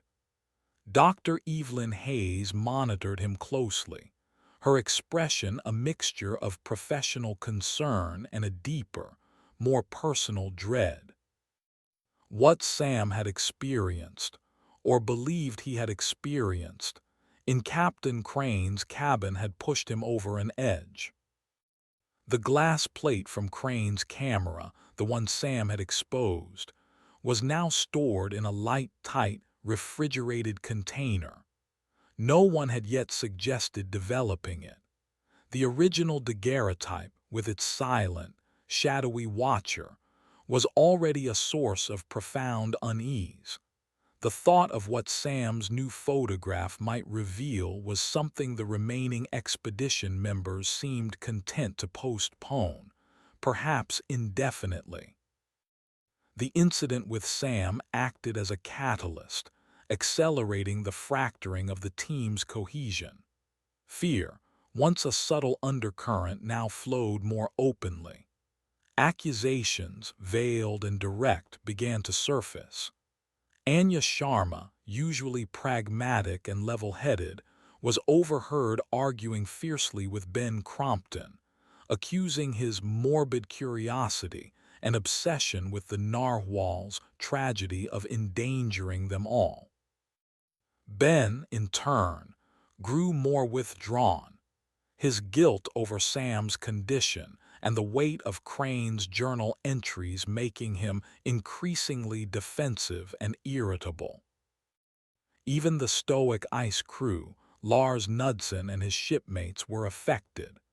They performed their duties with their usual efficiency, but their faces were grim, their conversations sparse. They had seen too much inexplicable strangeness in the Arctic over their careers to dismiss the events on the Narwhal as mere fancy. They spoke in hushed tones of Kivitok, Eskimo legends of wandering spirits, of men lost to the ice who become something else. Captain Jian Min attempted to maintain order and morale, but the vast, indifferent emptiness of the surrounding ice seemed to mock his efforts. He ordered a temporary suspension of all further visits to the Narwhal, citing the instability of the weather and the need to focus on Sam's recovery. It was a sensible precaution, but everyone knew the real reason. The whaling ship itself felt tainted, a source of creeping malignancy. Equipment malfunctions became more frequent. The Aurora's sophisticated electronics, usually reliable even in extreme cold, began to suffer inexplicable glitches. Communications with their distant base station became intermittent, plagued by static and strange, warbling interference. Chidinma Okoro worked tirelessly to diagnose the problems, but she could find no logical cause for many of the failures. The ship's sensitive magnetometer, which had first located the Narwhal, now gave wildly erratic readings when pointed towards the whaler, its needle swinging uncontrollably as if reacting to some invisible magnetic storm.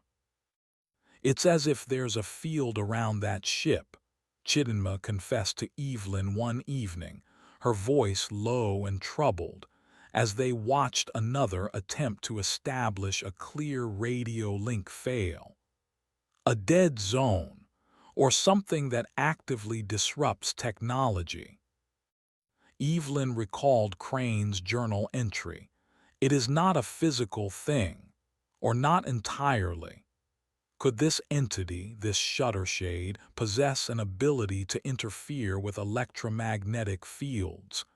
It seemed preposterous, yet the evidence of failing equipment was undeniable. The psychological strain was most evident in the common areas of the aurora. Meals were eaten in tense silence. Tempers frayed easily over minor irritations. Sleep became a precious, elusive commodity for many. Evelyn, despite her training, found herself struggling with a persistent sense of foreboding, a feeling of being constantly observed by unseen eyes.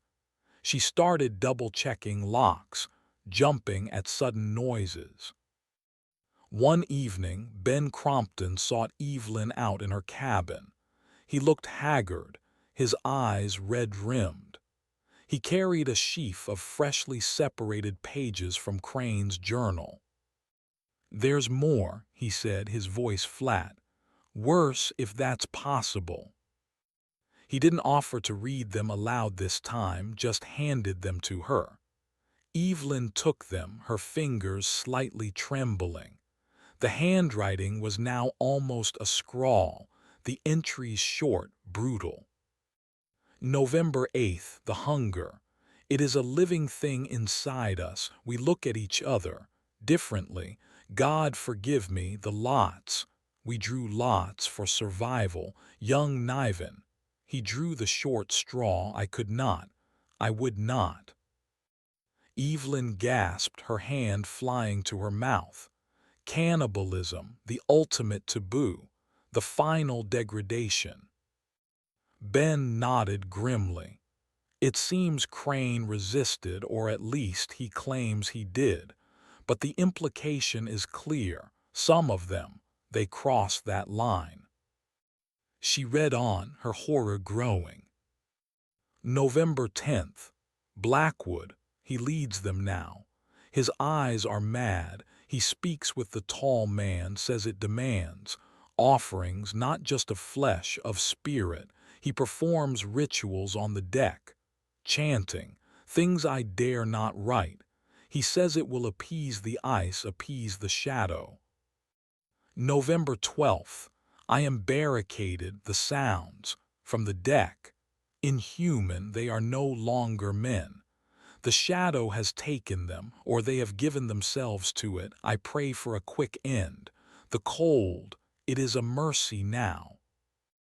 This was the last coherent entry. The final few pages were filled with disjointed words, mad scribbles, and crude drawings of elongated, shadowy figures intertwined with screaming faces.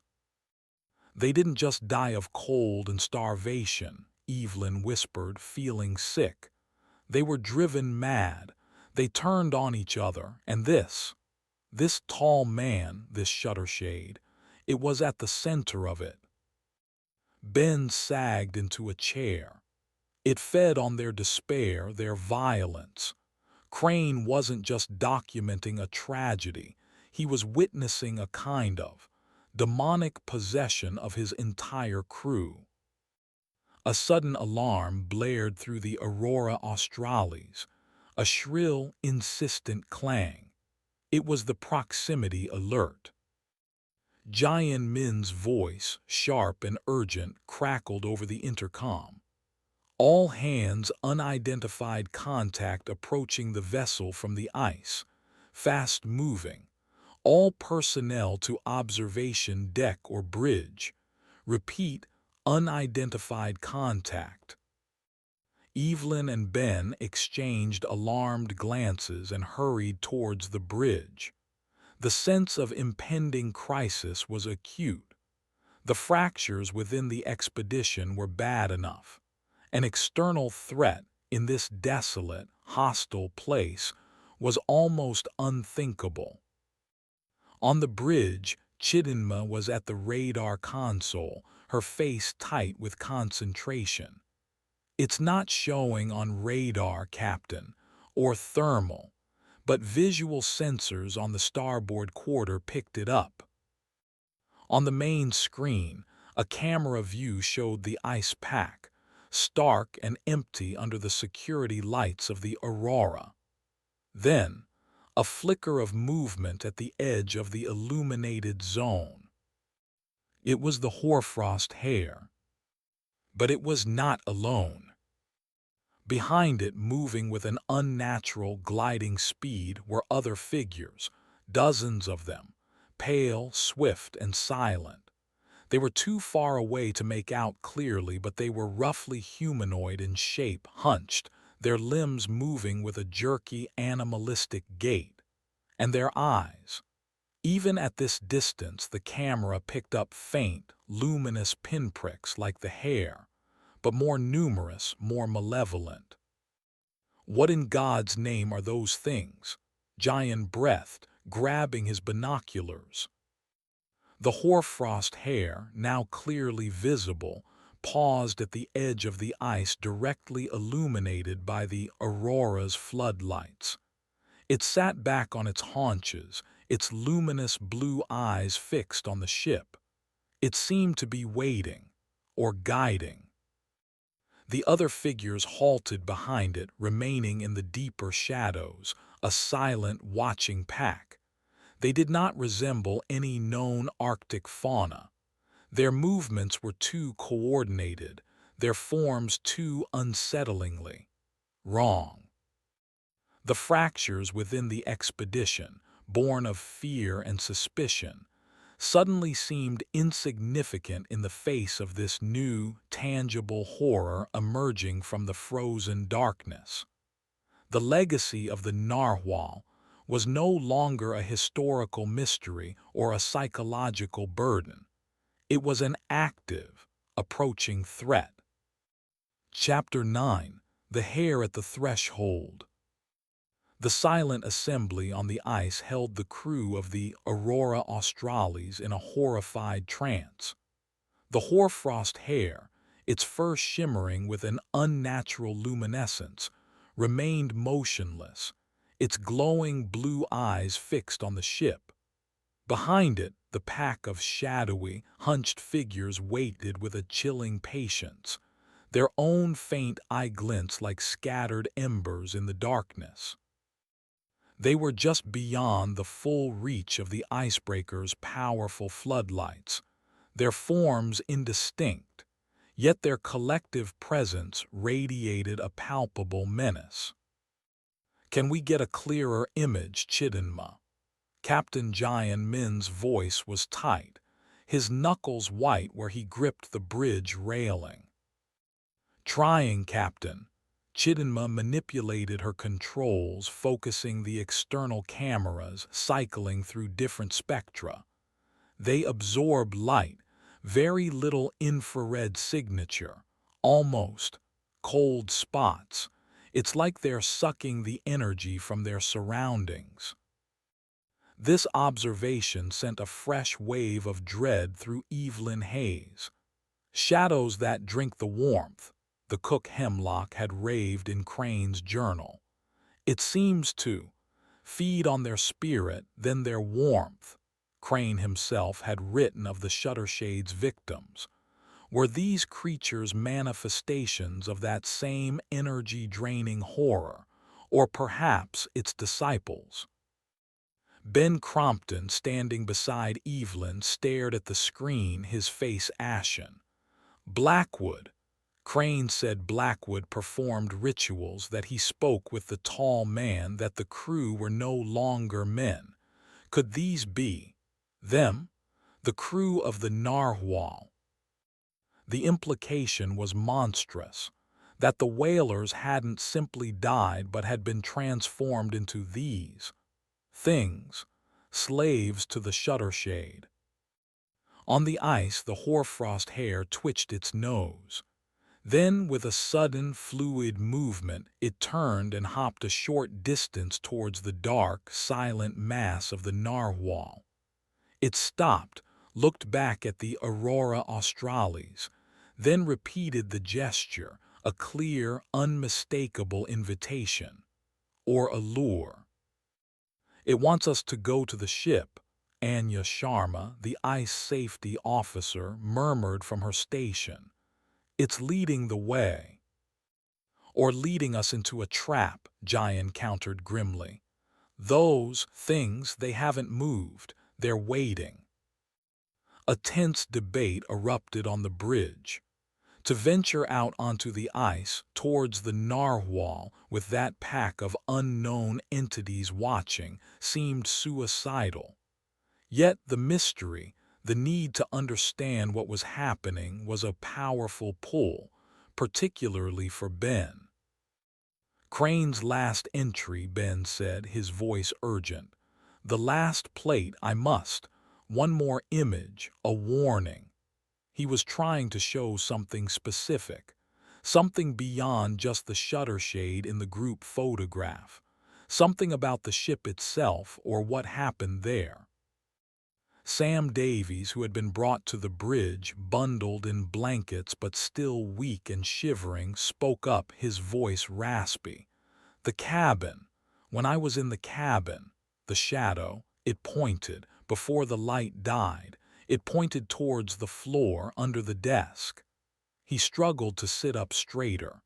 "There's something there, something it wanted me to see, or something it was guarding." His words, filtered through his recent trauma, might have been dismissed, but combined with the hoarfrost hair's beckoning behavior and Crane's desperate final journal entry, they created a compelling, if terrifying, imperative. Evelyn felt a knot of apprehension. If these creatures are what remains of the Narwhal's crew, they're tied to that ship. The shutter shade is tied to that ship, going there. It's walking directly into the heart of this. "We may have no choice," Jayan said, his gaze sweeping the ice. "Those things out there, they haven't attacked, they're waiting. For what? If we stay here, are we safe? Or are we just delaying the inevitable? Our communications are failing. Our systems are glitching. We are isolated. The Narwhal holds the answers, however terrible they may be." A reluctant consensus was reached. A small, heavily armed team would go. Jayan would lead, along with Lars Knudsen, Anya Sharma, and Ben Crompton. Evelyn argued to be included, her medical skills potentially vital, her psychologist's mind desperate to observe and understand. Jayan, after a moment's hesitation, agreed. Chidinma would remain on the Aurora, monitoring their progress, ready to provide support or, if necessary, enact emergency departure protocols. Sam was too weak. He would stay in the infirmary under watch. The boarding party, clad in full Arctic gear, armed with high-powered rifles and flare guns, their faces grim, assembled at the gangway. The hoarfrost hair watched them, its luminous eyes unwavering.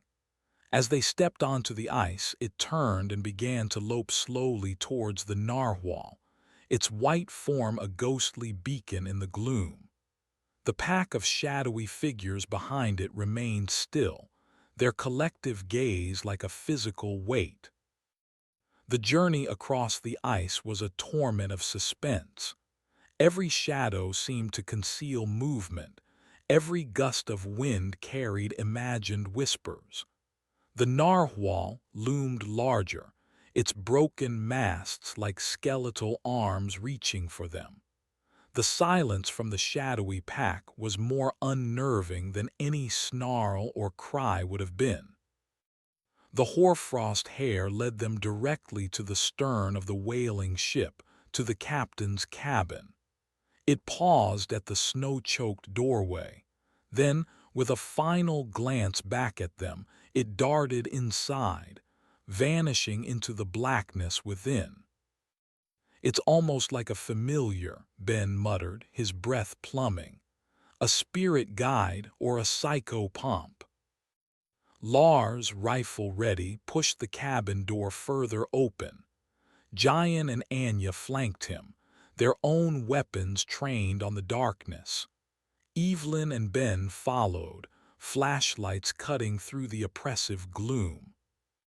The cabin was as Sam had described it, frigid, disordered, the air thick with the scent of ancient decay, and an indefinable, chilling wrongness.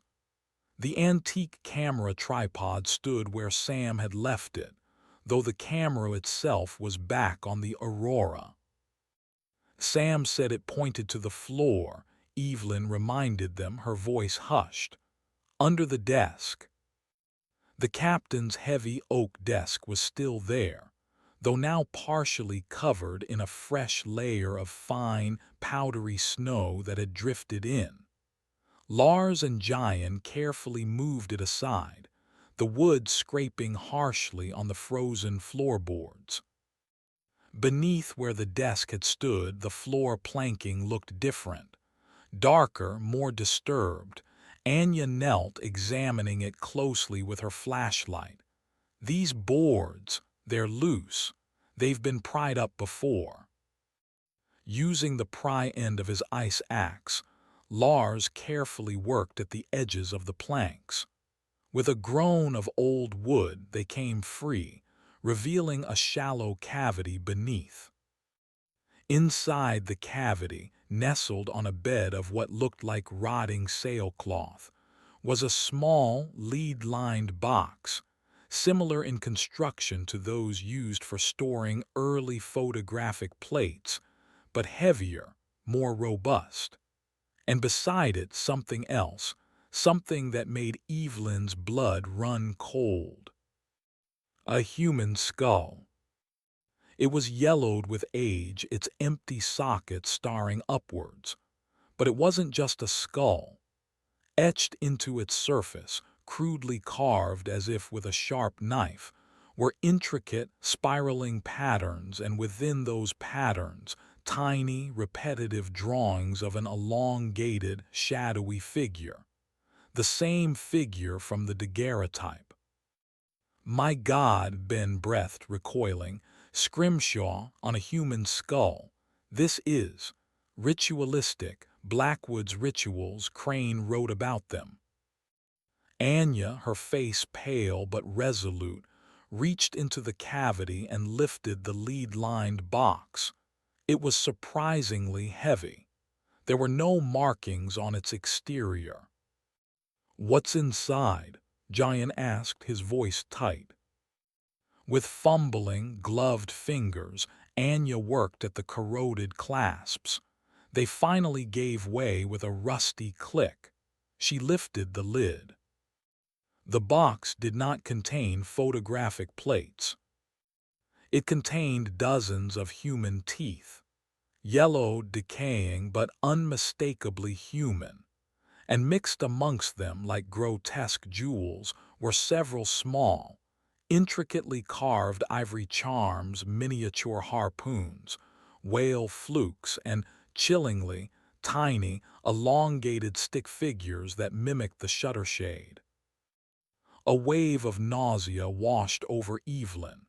This wasn't just a grave. It was a shrine to some hideous, syncretic faith born of madness and despair, a pact made with the entity in the ice. Suddenly, a high-pitched, chattering sound echoed from the deck outside the cabin. It was followed by a low, guttural growl. Lars, who had been covering the doorway, swore under his breath. Contact! They're on the ship. The hoarfrost hair had led them to this discovery, this threshold of understanding the true horror of the Narwhal. And now, it seemed, the guardians of that horror had arrived. Chapter 10: Exposure. The chattering, guttural sounds from the deck grew closer, a chorus of inhuman agitation. Giant Min reacted instantly, his voice sharp and commanding. Anya, Lars, secure that doorway. Ben, Dr. Hayes, stay back from the opening. Anya and Lars took up positions on either side of the narrow cabin door. their rifles aimed out into the gloom of the main deck. The space was cramped, offering little room to maneuver. Flashlight beams sliced through the darkness, catching glimpses of movement, pale, hunched shapes skittering across the frozen planking. "They're fast," Lars muttered, his breath misting heavily. "And there are more of them than I thought." Ben Crompton, his face a mask of horrified realization, clutched the lead-lined box of teeth and carved charms. This is what Blackwood was doing, these offerings. This was his communion with the shutter shade. He turned the crew, or what was left of them, into this. Evelyn felt a primal fear grip her. The things outside weren't just monsters. They were the tormented remnants of human beings, twisted by starvation, madness, and the insidious influence of the entity Crane had called the Tall Man. A grotesque, frost-covered face, barely human, with matted hair and eyes that glowed with a faint, predatory luminescence like the hoarfrost hairs, lunged into the doorway. Its teeth were bared in a silent snarl, some of them elongated and sharp, like an animal.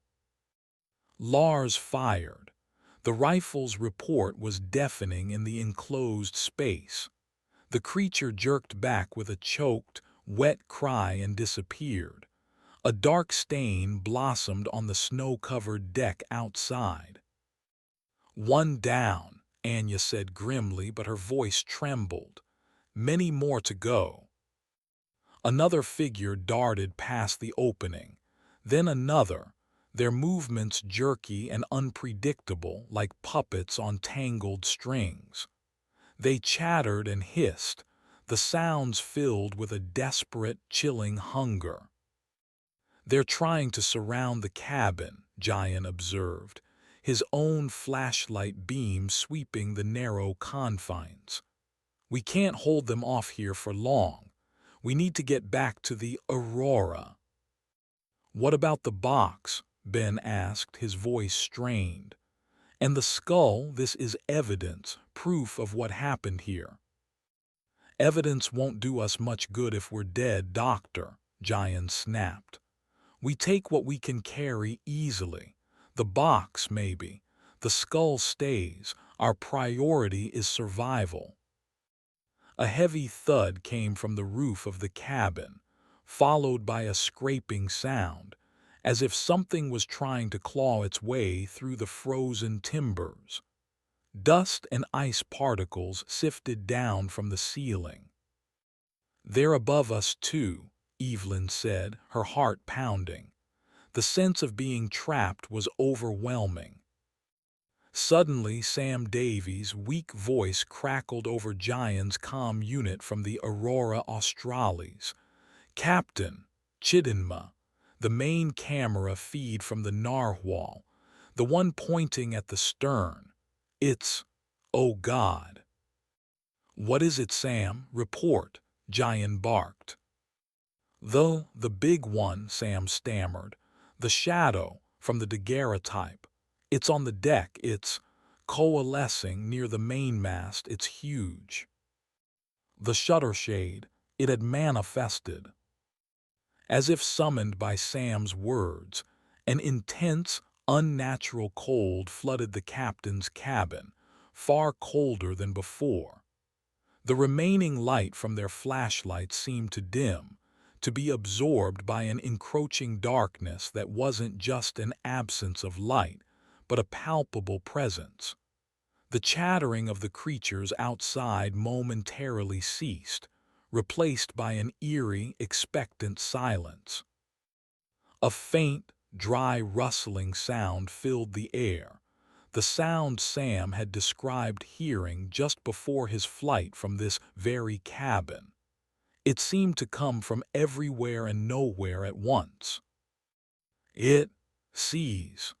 A chorus of faint, sibilant whispers seemed to echo in Evelyn's mind, almost indistinguishable from the whine of the wind, but undeniably there.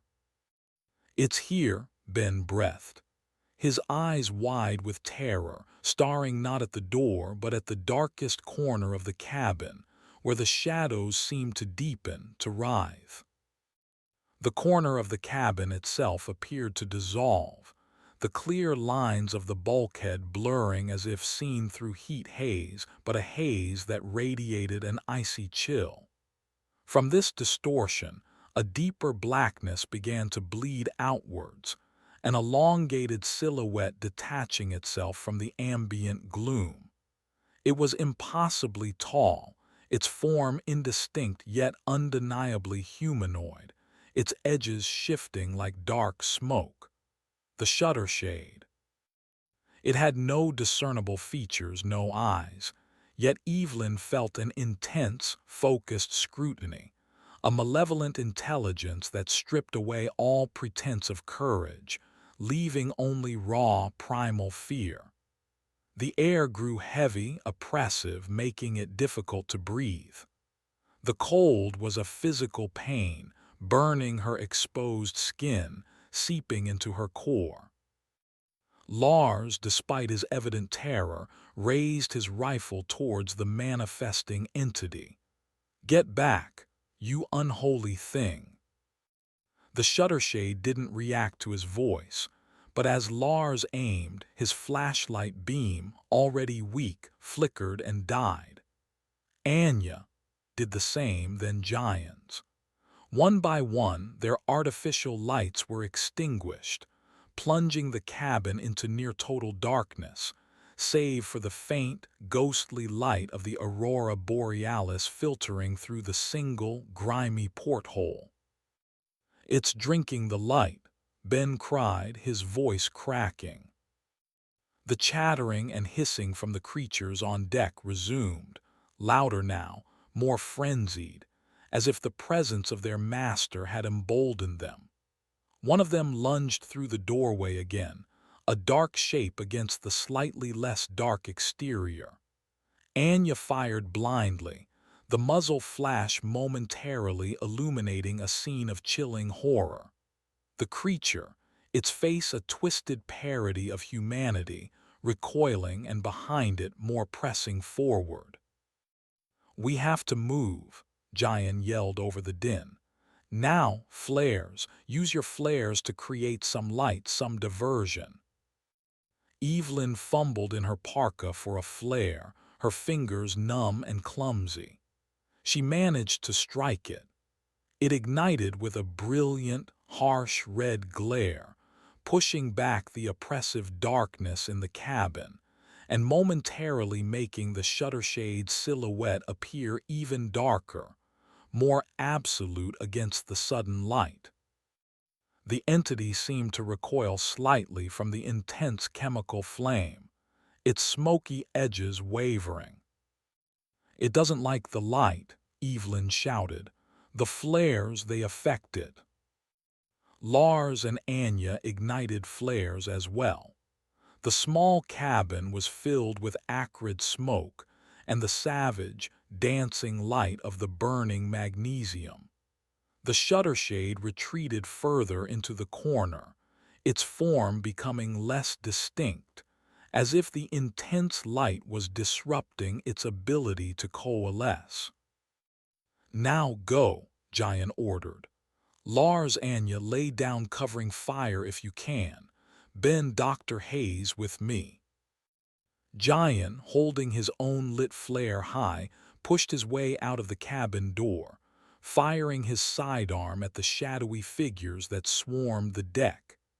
Evelyn, Ben clutching the lead-lined box, followed close behind. The red glare of the flares cast grotesque, leaping shadows, turning the deck of the Narwhal into a vision of hell. The creatures, momentarily blinded and confused by the flares, shrieked and recoiled, their luminous eyes blinking rapidly. Some pawed at their faces, while others simply melted back into the deeper shadows beyond the flare's reach. The team fought their way across the canted, icy deck, back towards the starboard gunwale and the ice ramp. The shutter shade remained within the cabin, a towering column of darkness visible through the open doorway, held at bay, it seemed, by the lingering glare of the flares Evelyn and the others had dropped inside. As they reached the gunwale, preparing to descend onto the ice, Ben stumbled, his foot catching on a frozen rope. The lead-lined box flew from his grasp, skittering across the icy deck and bursting open, scattering its gruesome contents, human teeth and ivory charms, across the rime-coated planks. "No," Ben cried, reaching for them. "Leave it, Ben," Giant yelled, grabbing his arm. "There's no time." But as the teeth and charms scattered, the chattering of the creatures intensified, and a low, resonant hum, like the deepest bass note of a colossal organ, seemed to emanate from the narwhal itself, specifically from the direction of the captain's cabin. The shutter shade. It was reacting to the dispersal of its tribute. The red light from the flares within the cabin suddenly dimmed, then extinguished, as if snuffed out by an invisible force. The oppressive darkness and cold radiated outwards from the cabin with renewed intensity. On the ice below, the pack of shadowy figures that had remained passively watching began to stir, their faint eye glints turning towards the fleeing expedition members. They started to move, not with the jerky, hesitant gait of the creatures on deck, but with a smooth, terrifying speed, gliding across the ice like wraiths. The hoarfrost hare, which had vanished into the cabin, suddenly reappeared at the gunwale, its blue eyes blazing. It let out a high, piercing shriek, a sound that cut through the wind and the chattering of the creatures. It was not a sound of fear, but of alarm, of summons. The full, terrifying exposure to the narwhal's curse was upon them. They had disturbed its heart, scattered its offerings, and now its ultimate guardian and its legion of tormented souls were fully roused. Escape seemed an increasingly remote possibility. Chapter 11. The Light Eaters. The escape from the narwhal was a desperate, chaotic scramble. Giant Min, Lars Knudsen, and Anya Sharma laid down covering fire with their rifles, the muzzle flashes briefly illuminating the swarming, hunched figures on the whaler's deck. Evelyn Hayes and Ben Crompton, his face a mask of despair at the loss of the lead-lined box, half slid, half fell down the ice ramp onto the pack ice below. The larger group of shadowy entities on the ice, the ones that had been waiting, were now gliding towards them with unnerving speed, their forms indistinct in the dim polar twilight, their numerous faint eye glints like a field of malevolent stars. The piercing shriek of the hoarfrost hare echoed behind them, a rallying cry for the horrors of the narwhal. "To the Aurora! Move!" Giant yelled, firing a final burst towards the whaling ship before turning to follow his team. The distance to their own icebreaker seemed immense, an impossible expanse of treacherous, uneven ice. The creatures from the narwhal's deck, emboldened by the extinguishing of the flares in the captain's cabin, began to spill over the gunwales, dropping onto the ice with sickening thuds, their movements agile and predatory despite their grotesque, decayed appearances. They joined the larger pack converging on the fleeing humans. "They're faster than us on the ice," Anya shouted, Her breath ragged as she ran, occasionally turning to fire a shot. Each impact on one of the creatures produced a wet, tearing sound and a spray of something dark and viscous, but it barely seemed to slow them. Evelyn risked a glance back. The narwhal itself seemed to loom larger, darker, a source of palpable cold and shadow that radiated outwards. And from its stern, where the captain's cabin was, she thought she saw it a towering column of absolute blackness, the shutter shade, its form less distinct at this distance but its immense height unmistakable. It wasn't pursuing them directly, but its presence seemed to urge its minions on, a silent, unholy shepherd guiding its flock of tormented souls. The creatures were gaining. Their chattering, hissing calls grew louder, closer. Evelyn could smell a rank, musky odor, the scent of damp earth, decay, and something else. Something uniquely chilling, like freezer burn and old blood. Lars stumbled, crying out as his ankle twisted on a hidden ridge of ice. Giant and Anya immediately fell back to help him, providing cover fire. "Go, Dr. Hayes.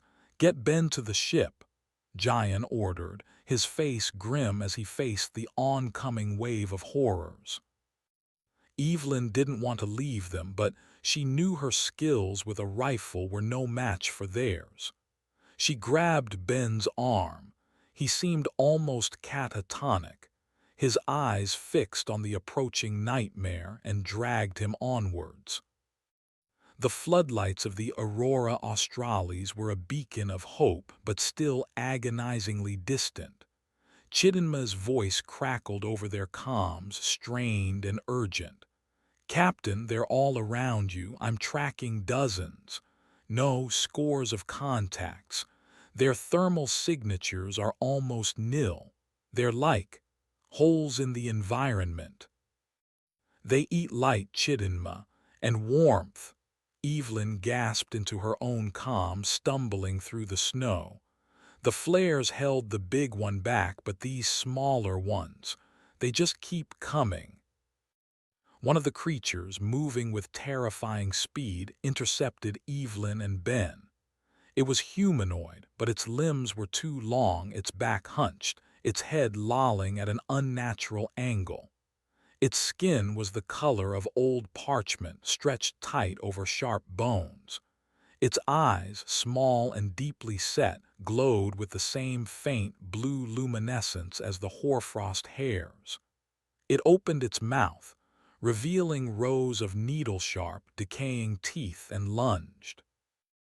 Ben screamed, a high, thin sound. Evelyn reacted on pure adrenaline, shoving Ben aside and raising her ice axe. The creature's fetid breath washed over her as she brought the axe down with all her strength, aiming for its head. The pick end crunched through something yielding, and the creature shrieked, a sound like tearing canvas, before collapsing at her feet, its limbs twitching. She didn't pause to look. She hauled Ben to his feet and they ran. Giant, Anya, and Lars were making a fighting retreat, falling back in stages. Lars was leaning heavily on Anya, his face contorted in pain, but he still fired his rifle whenever he had a clear shot. "Chidinma," Giant yelled into his comm, "prepare the sonic emitters, full power, on my mark." "Sonic emitters, Captain." Chidinma's voice was laced with surprise. "They're experimental. We don't know the effect on the ice pack or even on us at that range." "We don't have many options left," Giant retorted. "Get ready." They were less than 100 meters from the Aurora now, but the creatures were closing in from all sides, a relentless tide of shadowy horrors. The chattering and hissing was deafening. Evelyn could see their pale faces, their glowing eyes, their grasping, claw-like hands. As they reached the foot of the Aurora's gangway, one of the creatures managed to grab Lars by his injured leg, its claws tearing through his thermal gear. He cried out in pain and surprise. Anya whirled, firing her rifle point-blank into the creature's chest, blowing it backwards. "Get him up," Giant roared, helping Anya drag the injured Lars towards the safety of the ship. Evelyn and Ben scrambled up the gangway. As soon as they were aboard, Giant, still on the ice with Anya and Lars, yelled into his comm, "Now, Chidinma, now." A deep, subsonic hum began to emanate from the Aurora Australis, a vibration that Evelyn felt in her teeth, in her bones. It rapidly escalated in pitch and intensity, becoming a piercing, almost unbearable shriek that seemed to saturate the air itself. The effect on the creatures was instantaneous and dramatic. They recoiled as if physically struck. They clutched at their heads, their bodies convulsing. Their chattering turned into howls of agony. Some collapsed, writhing on the ice. Others turned and fled, scattering back towards the darkness and the distant, silent form of the narwhal. The hoarfrost hare, which had been observing from a nearby pressure ridge, let out another piercing shriek, this one clearly of pain, before vanishing into the gloom. The sonic assault lasted for a full minute, a brutal, overwhelming wave of sound. When it finally ceased, the ice around the Aurora Australis was littered with the twitching, contorted forms of the fallen creatures.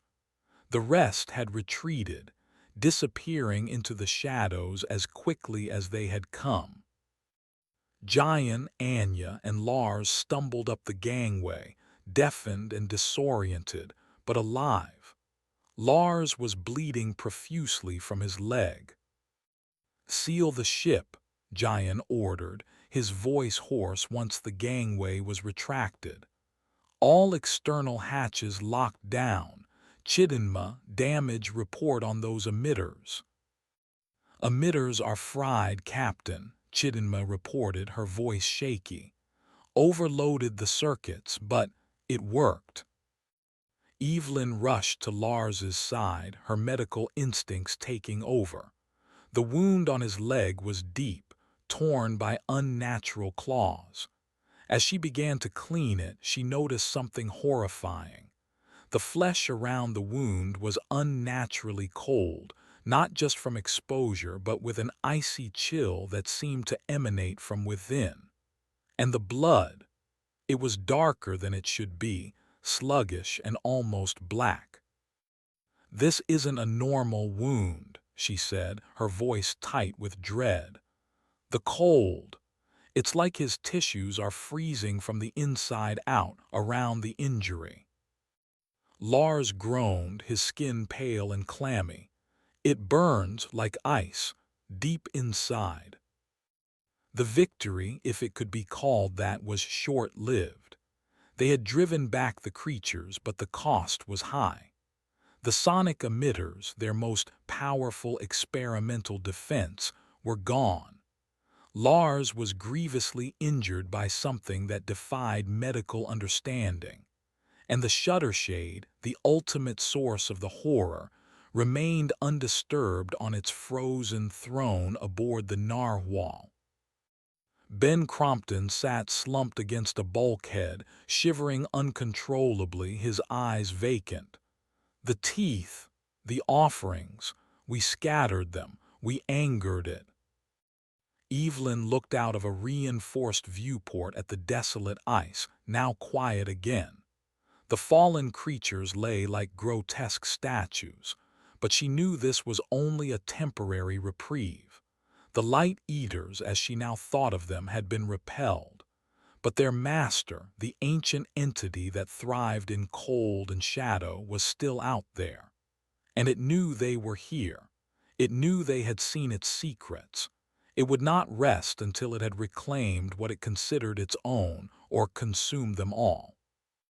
The Aurora Australis, once a vessel of discovery, had become a besieged fortress in a land of unimaginable horror, and their lights, it seemed, were a beacon for the darkness.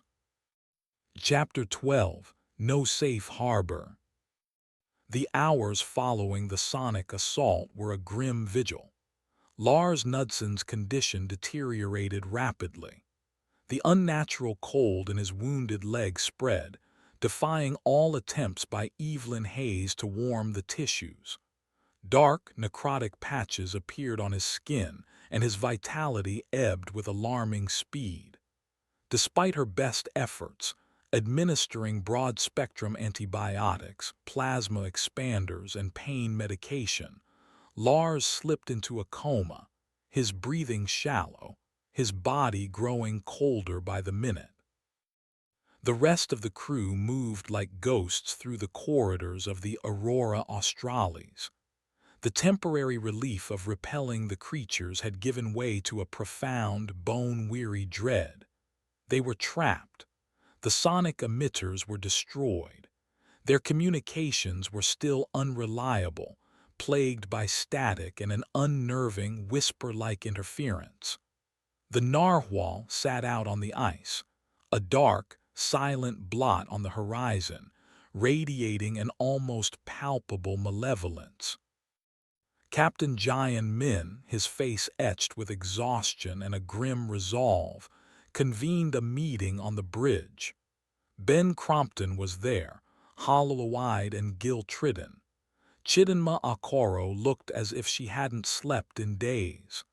Anya Sharma, her usual composure fractured, paced restlessly. Evelyn reported on Lars's grave condition, her voice heavy. "He's dying," she stated bluntly. "The contamination, or whatever it is, from that creature's claws. It's like an aggressive, localized frostbite that spreads from within.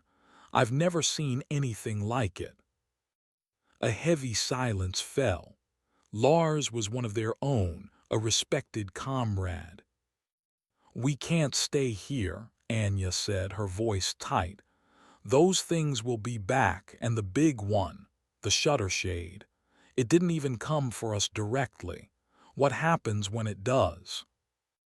"Our only option is to try and break free of the ice," Giant said, his gaze fixed on the navigational charts. "Head south. Hope we can outrun whatever this is, or at least reach a zone where its influence wanes." He looked at Chidinma. "What's the status of the engines? And the hull integrity after that sonic blast?" "Engines are operational, Captain," Chidinma replied. "Hull is sound, but the ice conditions are severe. We pushed through multi-year pack to get here. Breaking out will be slow and dangerous even without interference." "We have no other choice," Giant stated.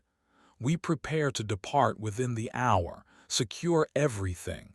We take Lars with us, obviously, and Sam. He needs to be moved to a more secure location within the ship, away from any external bulkheads."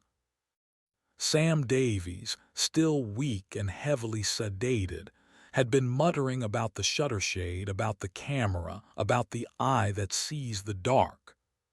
His ravings were becoming more coherent, more focused on the entity's hunger for light, for warmth, for life.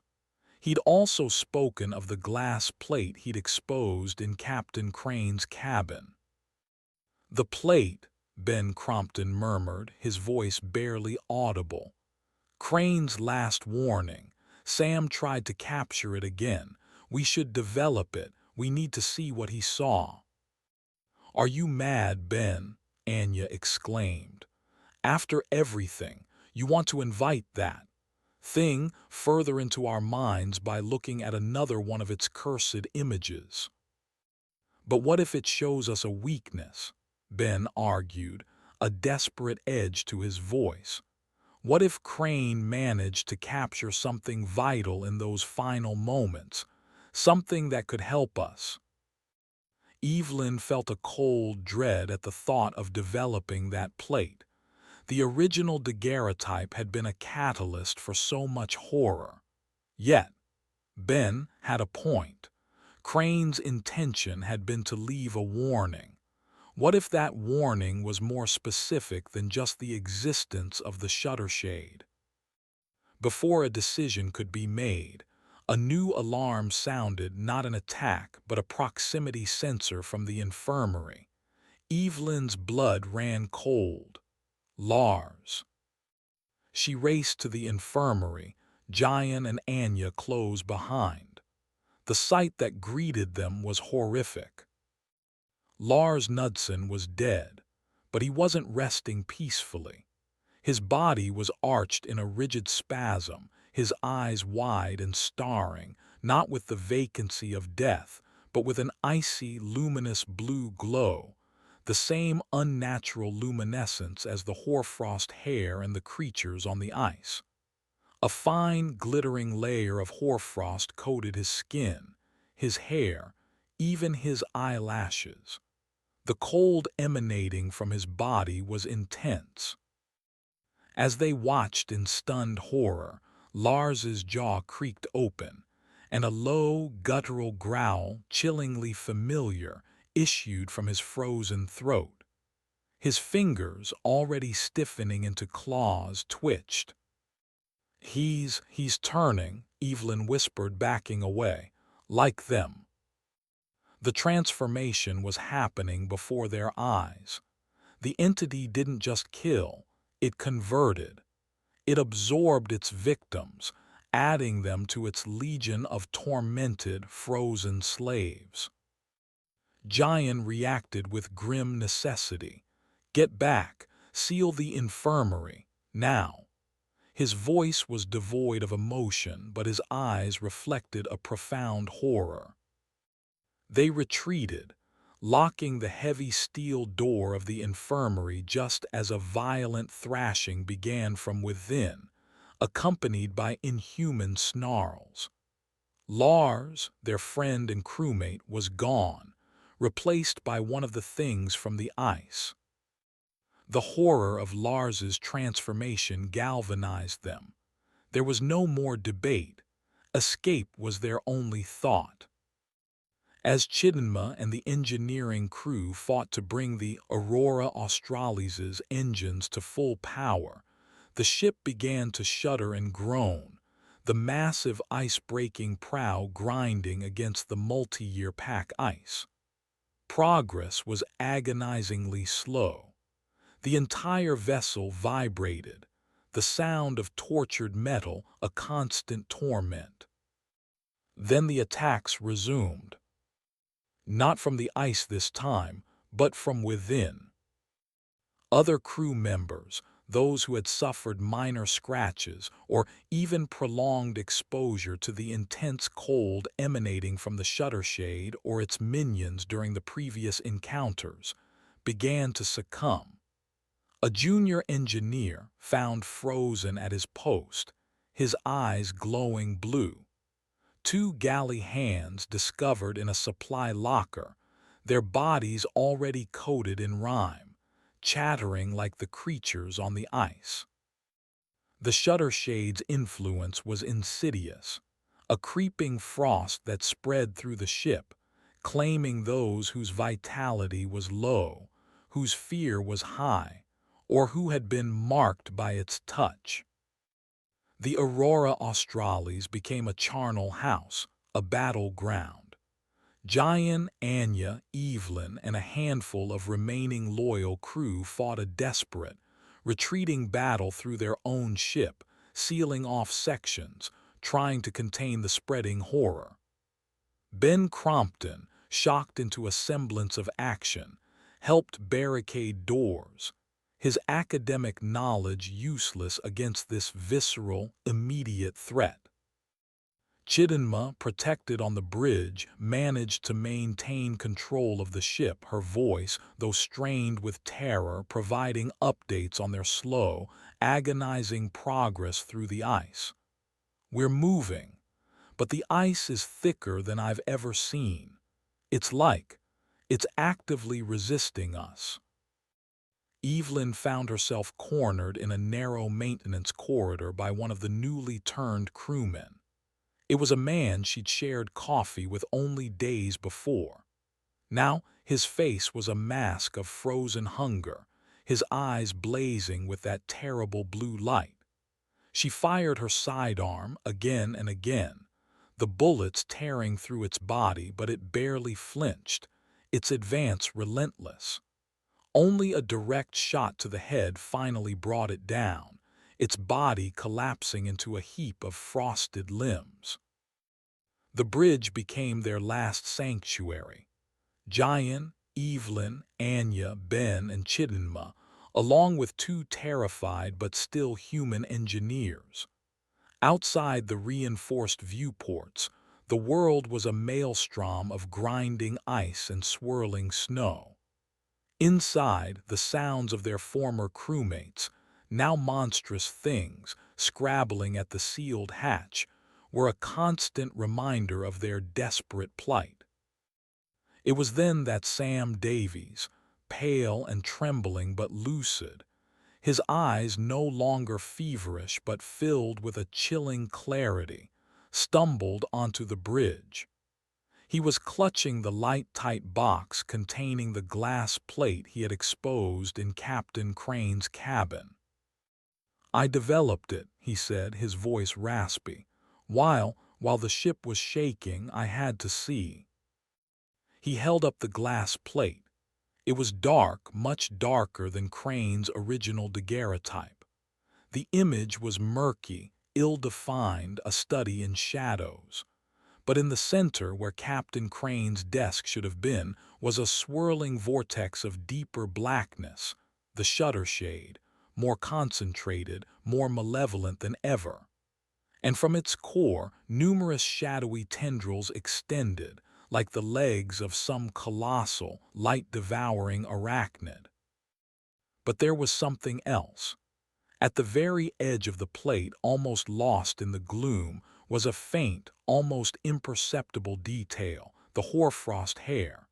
It wasn't looking at the shutter shade, but at something beyond the frame of the image, its luminous eyes wide, its body tensed as if about to flee. And behind it, barely visible, was the suggestion of light. A faint, diffuse glow as if from a distant, rising sun or a colossal fire. "Crane wasn't just warning us about the shutter shade," Sam whispered. "He was showing us its vulnerability, light, intense light, not just flares, something overwhelming. A fire, a sunrise," Jayan said, his voice hoarse. "We're in the middle of the Arctic night, hundreds of miles from anything that could produce that kind of light." As if in response, the Aurora Australis gave a tremendous lurch, throwing them all to the deck. Alarms blared.